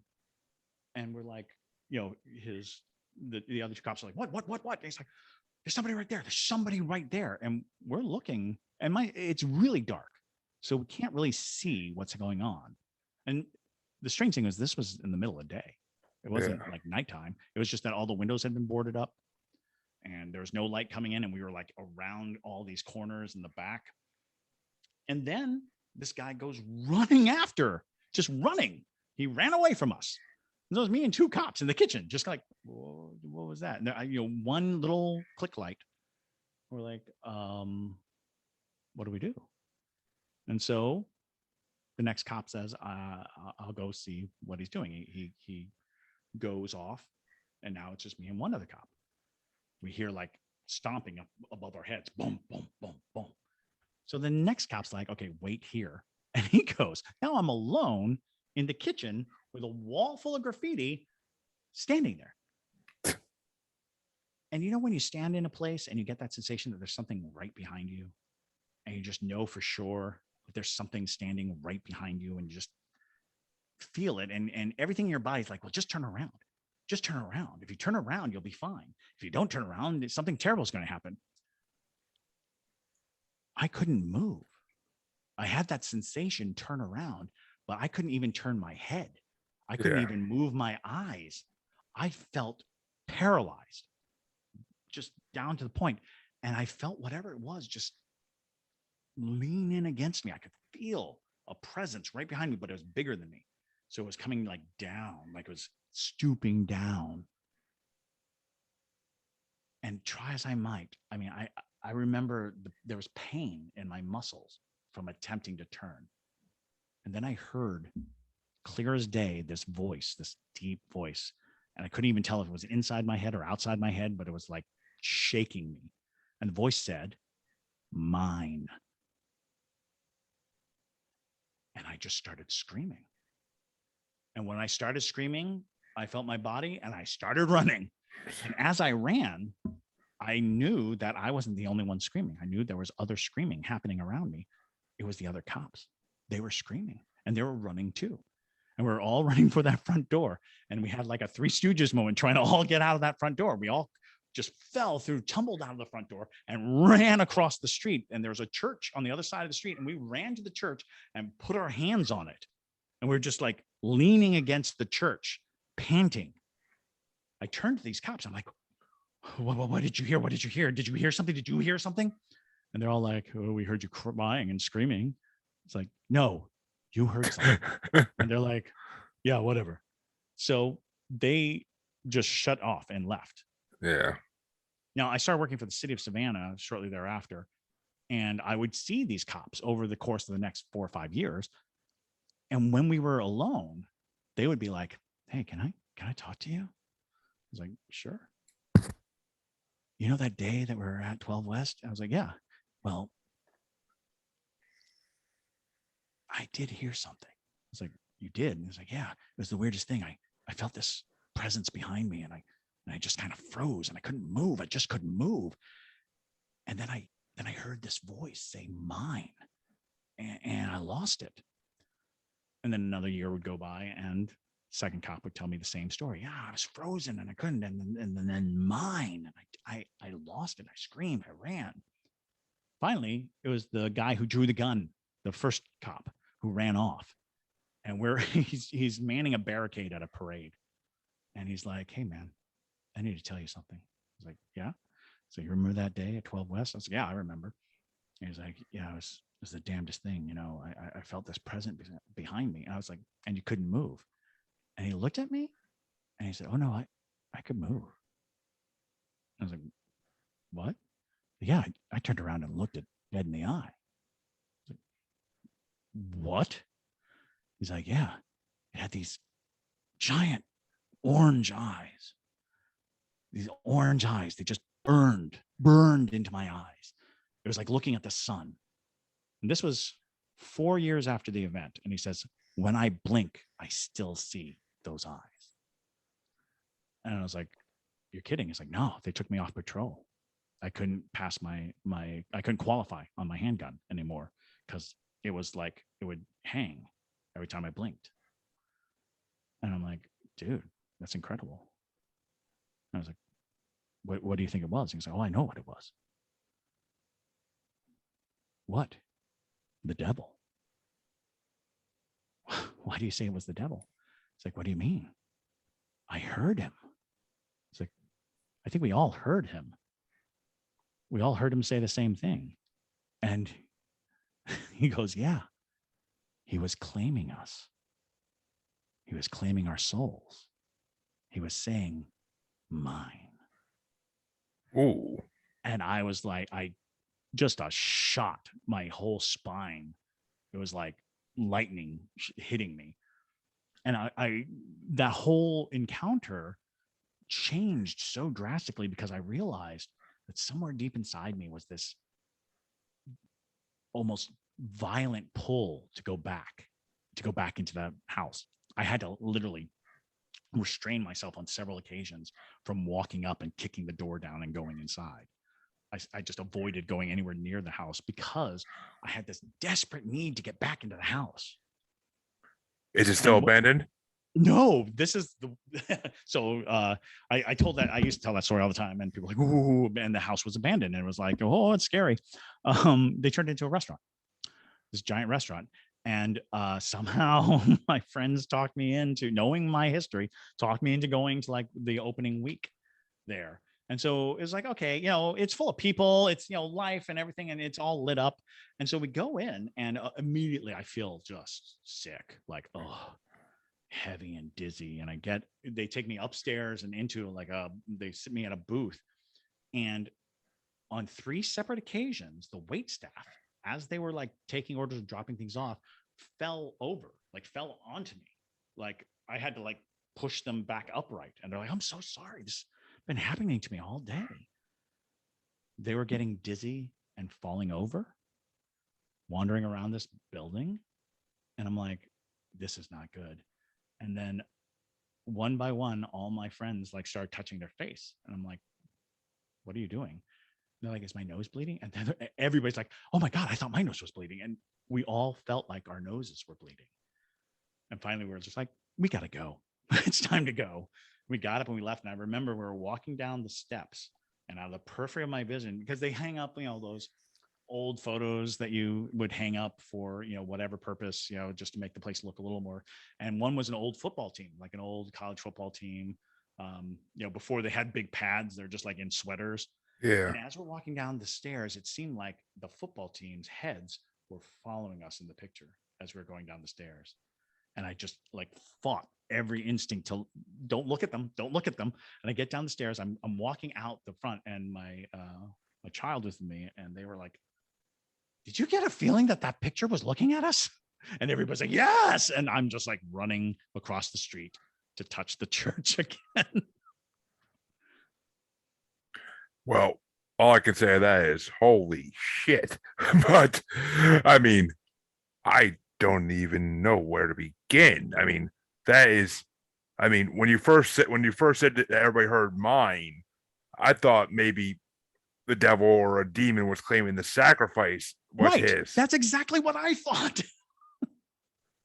But when the cop puts it in that perspective, it's kind of like, oh, that's not a good thing.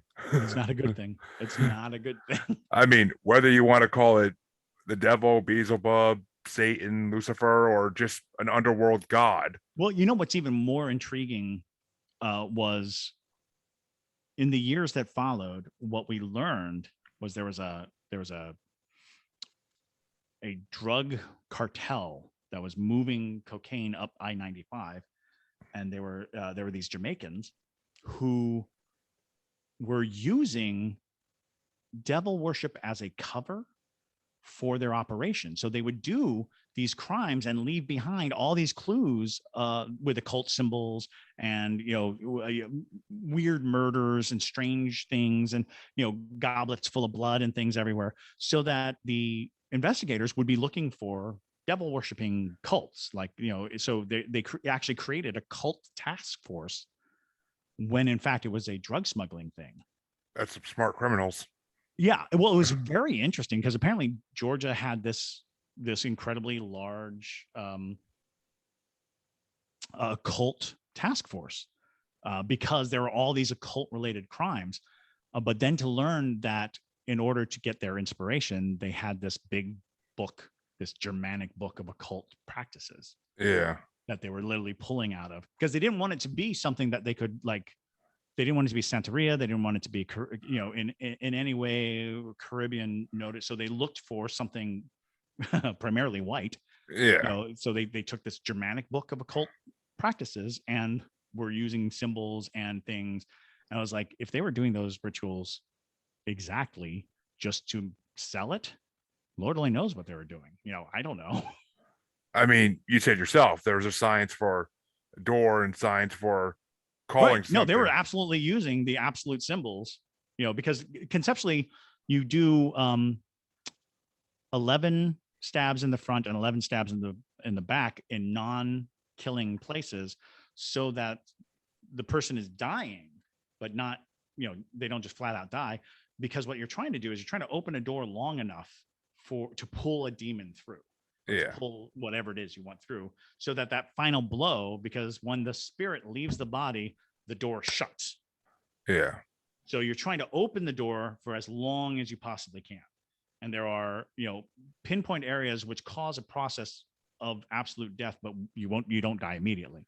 And so you're trying to, and it's not science, it's, crazy, practices that people came up with in weird, torturing, horrific ways. Well, it's like I believe it's the Chinese with their was it 5,000 cuts? 5,000 cuts. Yeah, Yeah. absolutely. I mean, it's because like the suffering brings about a supernatural element. Yeah. I mean, and it's also the same thing as basically, which I, for some reason, 23 is sticking out to me as a satanic number. I forget It is. why. It's Oh, the yeah. classic. I think it's like if you divide 3 by 2, it becomes 666. And the classic, if you Yeah. put 23 people in a room, at least 2 of them will be born on the 23rd of the month. Yeah. And it's there's a movie, Jim Carrey movie, the number 23. Oh, okay. Yeah. And it's all about and those are, and it's very famously a thing that the number 23 has demonic, connotations. Speaking of which, I was born on the 23rd of July, so Well, there so I you had go. heard it long before. And we're talking on the 23rd of May. What? Damn it! I just thought about that. I'm like, wait a minute. I know my birthday's 26. I know it's coming up. What the hell's today's date? But Well, damn it! well, speak of the devil, and he shall appear. There you go. We fell for it. We fell for it. I may need to put some crosses over my bed tonight. Maybe, Yeah, maybe right. 1 or 2. Yeah, that'll do. Yeah. I always said like to smoke a cigar with the devil and get to ask him some questions. But Be careful what you ask for. yeah, I only want to ask questions. I don't want to borrow anything. I don't want to take anything. Don't take his answers. But wow, I have to say, well, okay. Well, one, you broke a cherry on this show tonight for having the first demonic stories. Oh, good.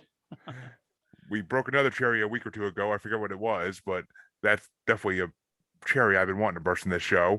And some of the most amazing stories I've ever heard from someone's first person perspective of things actually happening.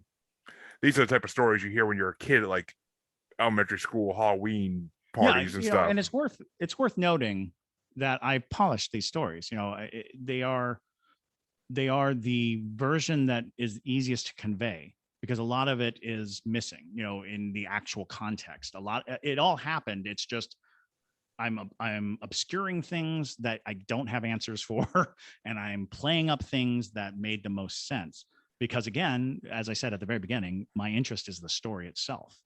When I go looking for things, the story is where I hide my fear. It's where I put it. So my ability to weave the story becomes my protection.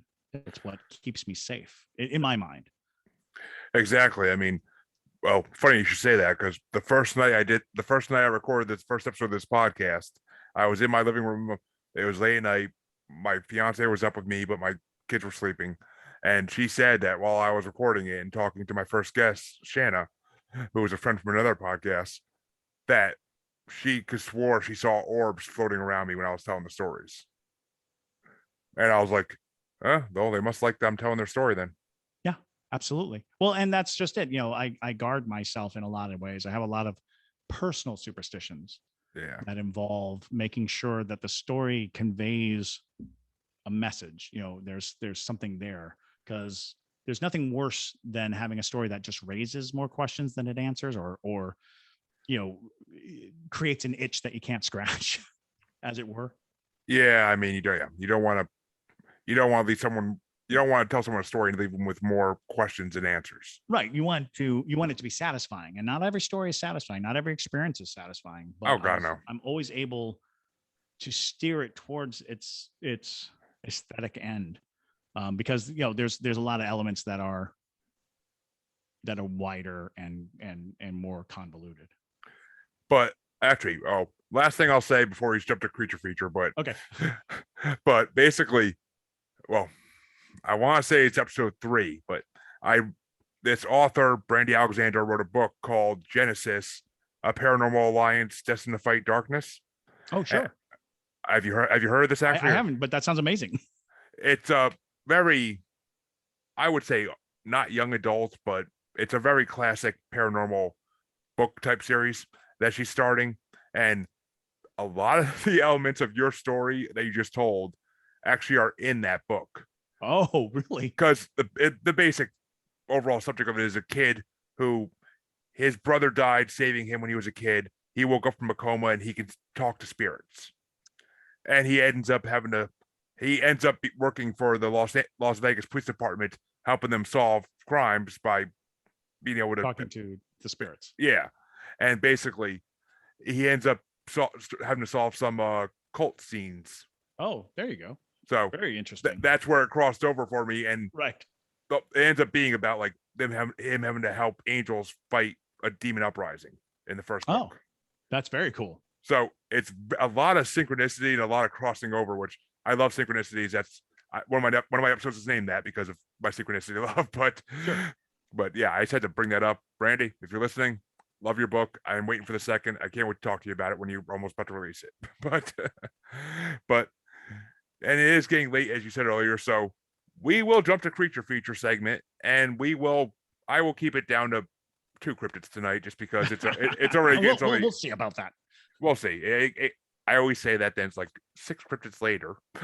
But all right, well, I'm gonna avoid ghosts and spirits and all that because we talked about that. I usually avoid the things we talk about in the main part of the show. Sure. Let's jump to Dogmen, one of my favorite topics. The Ragaroo. Yes, the Rougarou. Yes. The Ragaroo. Yeah, there's a thousand. Up, go down to New Orleans, see the Ragaroo. Yep, Dogmen, Rougarou, or the word I hate, werewolves. Well, what's interesting is I actually met a person who claimed to have encountered a Ragaroo. And what was interesting was, and it was during my time in the Middle East with the army, there was another soldier, and he was, New Orleans. Well, I guess he wasn't New Orleans. He was Cajun, so he was somewhere near New Orleans, and he was like telling us that he wanted to go to Egypt, because and we had met Egyptian soldiers, and he was telling us that he what do they think about Anubis, because the first time he saw a statue of Anubis, he was like, that's what was in my yard. That's what was in my yard. Because he tried to explain to everybody that there was a dog, a giant black dog standing on its hind legs. And so he was like in his bedroom, and he kind of suggested that his house was on stilts, but not like tall, but like up. Flood stilts, yeah. In order to look out the window, whatever you see had to be at least 7 feet tall to break the windowsill. And he could see the chest, shoulders, and head of, and when he tell his friends at school, he was like, it looked like a Doberman pincher. Yep. It was all black, but it was huge, and it was very muscular. Its skin, the fur was shiny and like skin, and it was standing there, and he looked at it, and it wasn't looking at him. It was looking off into the distance. And then he said he saw it that day in his yard, and he was too afraid to move. He was afraid that if he moved, it would look at him, it would see him. So he just stayed and watched him in the window until it went away. And then he said the next time he saw it, he was in his boat, and he saw something coming at him on the creek, and he was sure it was an alligator because of the size of it. Yeah. But as it got closer, he noticed that it had kept its head out of the water, and it was a big dog's head. And he was just like going by, and this time it did look at him. But he said that the way, and he had like a light Cajun accent, but he was like, oh, and the way it looked at me, it knew me. It knew me. It looked right in my eye, and it knew me. And I was like, weird. And he tried not again to engage it, but it looked at him. So it like swam by him looking at him. And then he saw it walk out of the water on the riverbank and shake out like a dog, but when it's standing. Yeah. He described it as this long, lanky, the fur was very fine and close to the skin, so he could see all the muscles. But and he'd seen it twice before he had ever seen like a picture of Anubis before he'd ever seen. And when he saw Anubis, he was like, "Oh, that's it." What part of Louisiana is that from? Like, that's ancient Egyptian.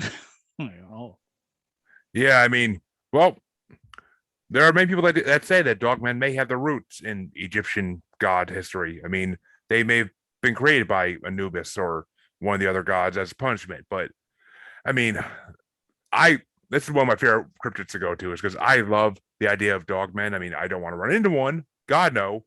I will never go to Bray Road at night. I will never oh, go. right. No. I will never go to the land between the lakes in Michigan at night. Like I've Right. heard some horrible stories about that place, but I mean, just dogmen. There's a website that I always talk about in this show called North American Dogmen Project, and Not familiar. no one ever seems to be, but I Derek Hayes on Monsters Among Us podcast mentioned it one time years ago, and ever since then I looked it up and it sticks in my brain. It's a map of the United States with dogmen sightings on it and stories of dogmen sightings, and That's awesome. I tell all my listeners look at this site because even if half of these sightings are false or just made up lies, it's still scary as shit that this could exist to that level. I don't know how old you are. 30, I'll be 34 on Thursday. Okay, I'm 50. And around the same time that X-Files came out, there was a show on Fox called Werewolf. And Werewolf, classic werewolf show. And it was kind of like it ran on the premise of the old Incredible Hulk story. It's just a guy who's a werewolf and he has to travel alone, for fear. But what was interesting was, as a publicity stunt, they set up a hotline for people to call in their werewolf stories. Yeah, of course.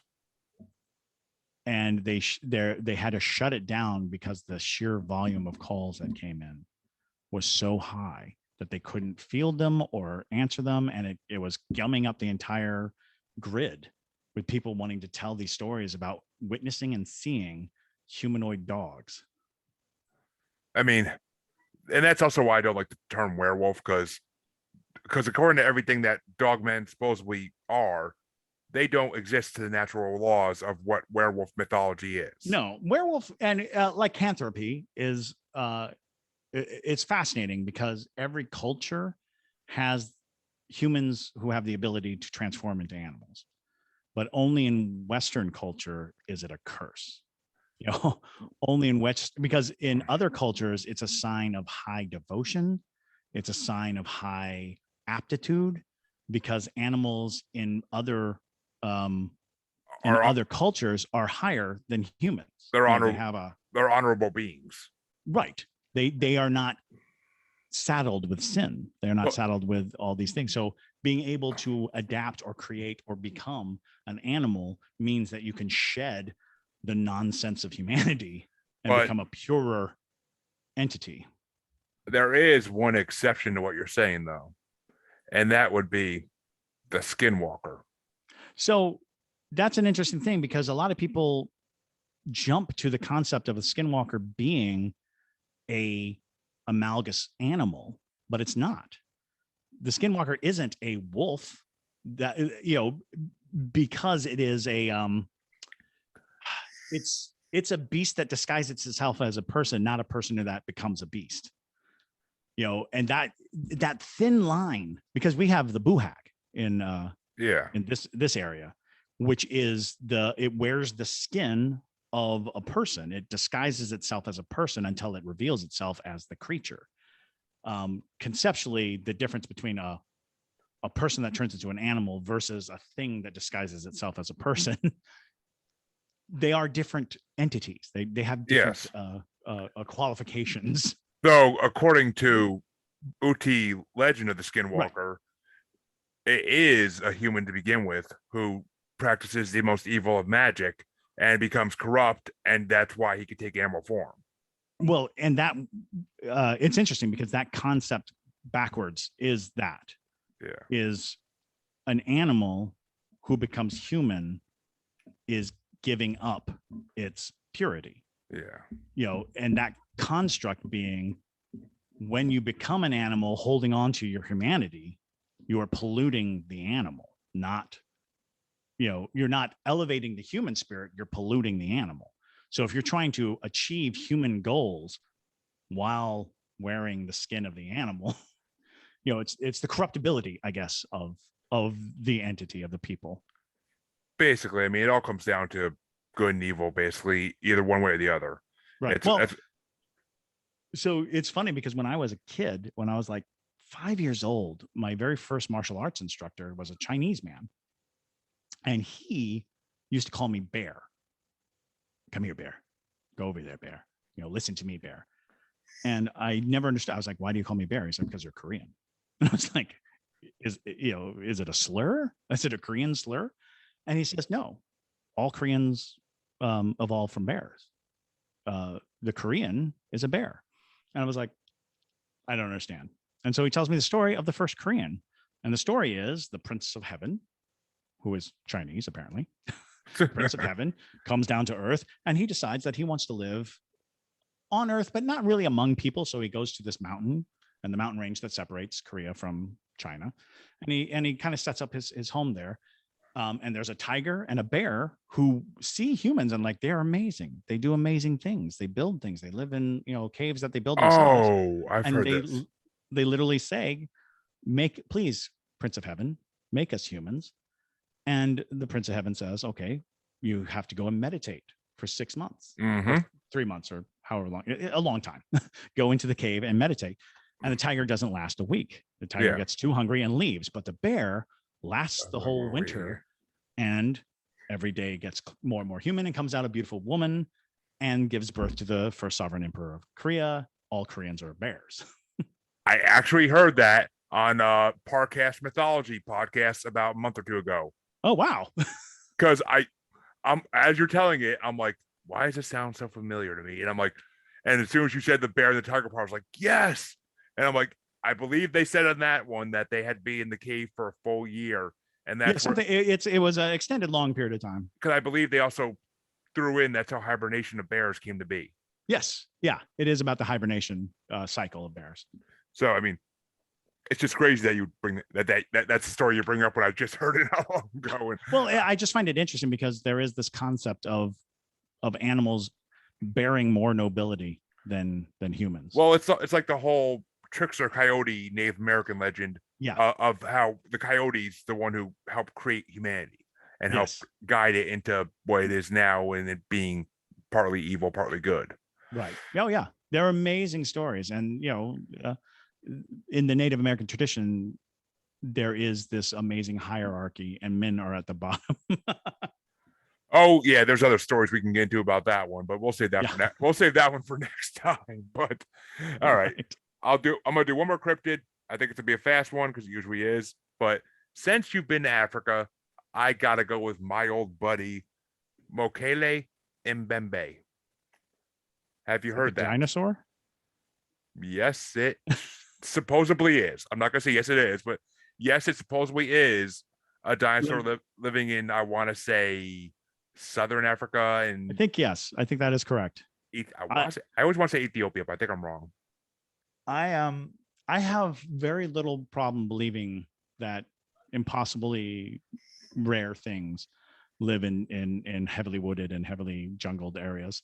When I was in Bolivia, there was a series of times that we had to end up in the Amazon basin and in Colombia and such not. And I remember seeing things that did not make sense to me. Bugs that were like orange and the size of my head, and things I've just never seen before. Weird animals, like we saw tiny deer, but they had full antlers, but they were really small. And so there are so many things that if you give me enough coverage, and I used to argue, we would have found, Bigfoot by now. We would have found these things by now. I was around when an A-10 Warthog, fully armed, like complete with all of its missiles, all of its bombs, crashed in Colorado and was never recovered. Not one bit of it. And I'm like, okay, that's a 10-ton, fully armed jet. Yeah. And you can't find it. You even knew its flight path, and you knew where it disappeared from your radar, and you couldn't find it. So, the big conspiracy was the pilot sold it Like Yeah. like he landed it somewhere and they took it apart and they put it on, and somebody, sold all of that. But it's like apparently there are dozens, if not hundreds, of planes that go down in the Pacific Northwest in the woods, never to be seen again, because of the density of the forest and the unexplored nature of it. And I'm like, if you can't see a giant metal thing from the sky, the chances of there being something that we don't know in uncharted regions or even lightly charted regions. Which, I mean, you just said the Pacific Northwest, which we're not going to get into this tonight because it would be another hour, but the Olympic Peninsula, which is where they have found that what they believe to be Bigfoot nests. Right. Yes, absolutely. And it's, I try not to, I don't have the luxury, given my life's experience, I don't have the luxury to just flat out say impossible. Yeah. I've spent too much time looking for impossible things and experiencing things that other people deem impossible for me to just flat out say, there's no way. There's no way there's a tiny brontosaurus, well, I guess since brontosaurus has never actually existed, there's no way that tiny dinosaurs aren't running around in, the jungles of Africa. Because it seems like it's likely that there could be whole pods of animals that exist without our knowledge and beyond our perception. Yeah. I mean, I just saw an article the other day that said they found a forest in, I believe, was China or Malaysia, where it's in a crater of a mountain and it's a forest and it has ancient trees that no human has ever seen before. That's amazing. So if they go down there, are we actually looking at like a land of the lost type experience or a savage land type experience? Well, even the giant panda. Nobody believed the giant panda existed. And that was like in the 1900s that they finally discovered the giant panda. But before that, it was like, it's the ghost of the woods, it's the ghost of the, because it looked like a giant skull monster. You see this thing with big black and, moving around. You're bound to think it's something terrible. Yep, and same with gorillas in the 1800s. And when they first started invading Africa, and they would say of these hairy men in the woods, and it turns out they were just gorillas, and no one knew they existed. But, yeah, exactly. And how would they? Until they're there. I mean, there's just so much to discover in this world, and I wish I could be the one to discover some of it. But then again, do you really want to be the first person to find a species that has never been seen before? And what if it just destroys you as soon as you find it? No, I mean, maybe I would like to discover a new form of, very delicious berry. Like, maybe there's some food item that I could discover that. Oh, I don't know about the plants either. I was listening to an episode of a show today about plant cryptids, and that's a whole nother topic. There's some, there are definitely terrifying things out there. Yeah. I mean, I'm including one cow sucking tree from what I heard today, but in India, apparently, but good Lord. But who knows? We're not gonna get into that because that could be a whole nother hour as well. And I have no research to back up my plant cryptids. That's my new research topic for the next week or two. Plant cryptids. Oh. Paranormal subjects, people. Always giving you more to research. That's true. And it's such a wide field because it just means something that is not accepted as normal. It's something beyond the normal scope. Exactly. Which that right there is where we're going to leave it tonight, because that's a good place to end this show for tonight. And I sincerely hope to have Chris back on at some point again, because he's got the stories that we all want to hear. I know it because I want to hear them, and any paranormal stories that I want to hear, everybody else wants to hear because I've heard a lot of them. And well, it was my pleasure, and I'll be happy to come back on. So where can people find you if they want to find you? You look up Chris Soucy, Soucy. I'm around. I'm on like a recent episode of Portals to Hell with Jack Osborne that takes place here in Savannah. I'm on an upcoming episode of the Ghost Brothers that's coming up, or at least this next season coming up. I don't know where they are in post production, but you can find me. I'm around. Chris Soucy. And I will, of course, link his name into his name will be in the title of the episode, obviously, but just so people can find you. Yes. And as everybody who listens to this podcast knows, you can find me as Jeremy Bryant on Facebook. You can find the Paranormal, the New Normal Facebook group, which was created a couple weeks ago. And I do like to put out previews of my upcoming shows daily if I have previews, but I will talk to Chris about that after we get off the air. Okay. But you can also find me on Twitter and Instagram as Juggalo Bastard. And that, of course, leads to my other podcasts I do with my friends, Bracket Bastards, fun pop culture comedy podcast that I would like everybody to listen to because it is hilarious. We are a very funny group of people. But I thank Chris for coming in tonight to talk to us, and it's been one hell of a show. My night flew by. I didn't even realize it's been so long. So that says it all. And please tune in next week as we have someone else who can tell us more stories of the unknown from their own personal experience. And I'll see you next week.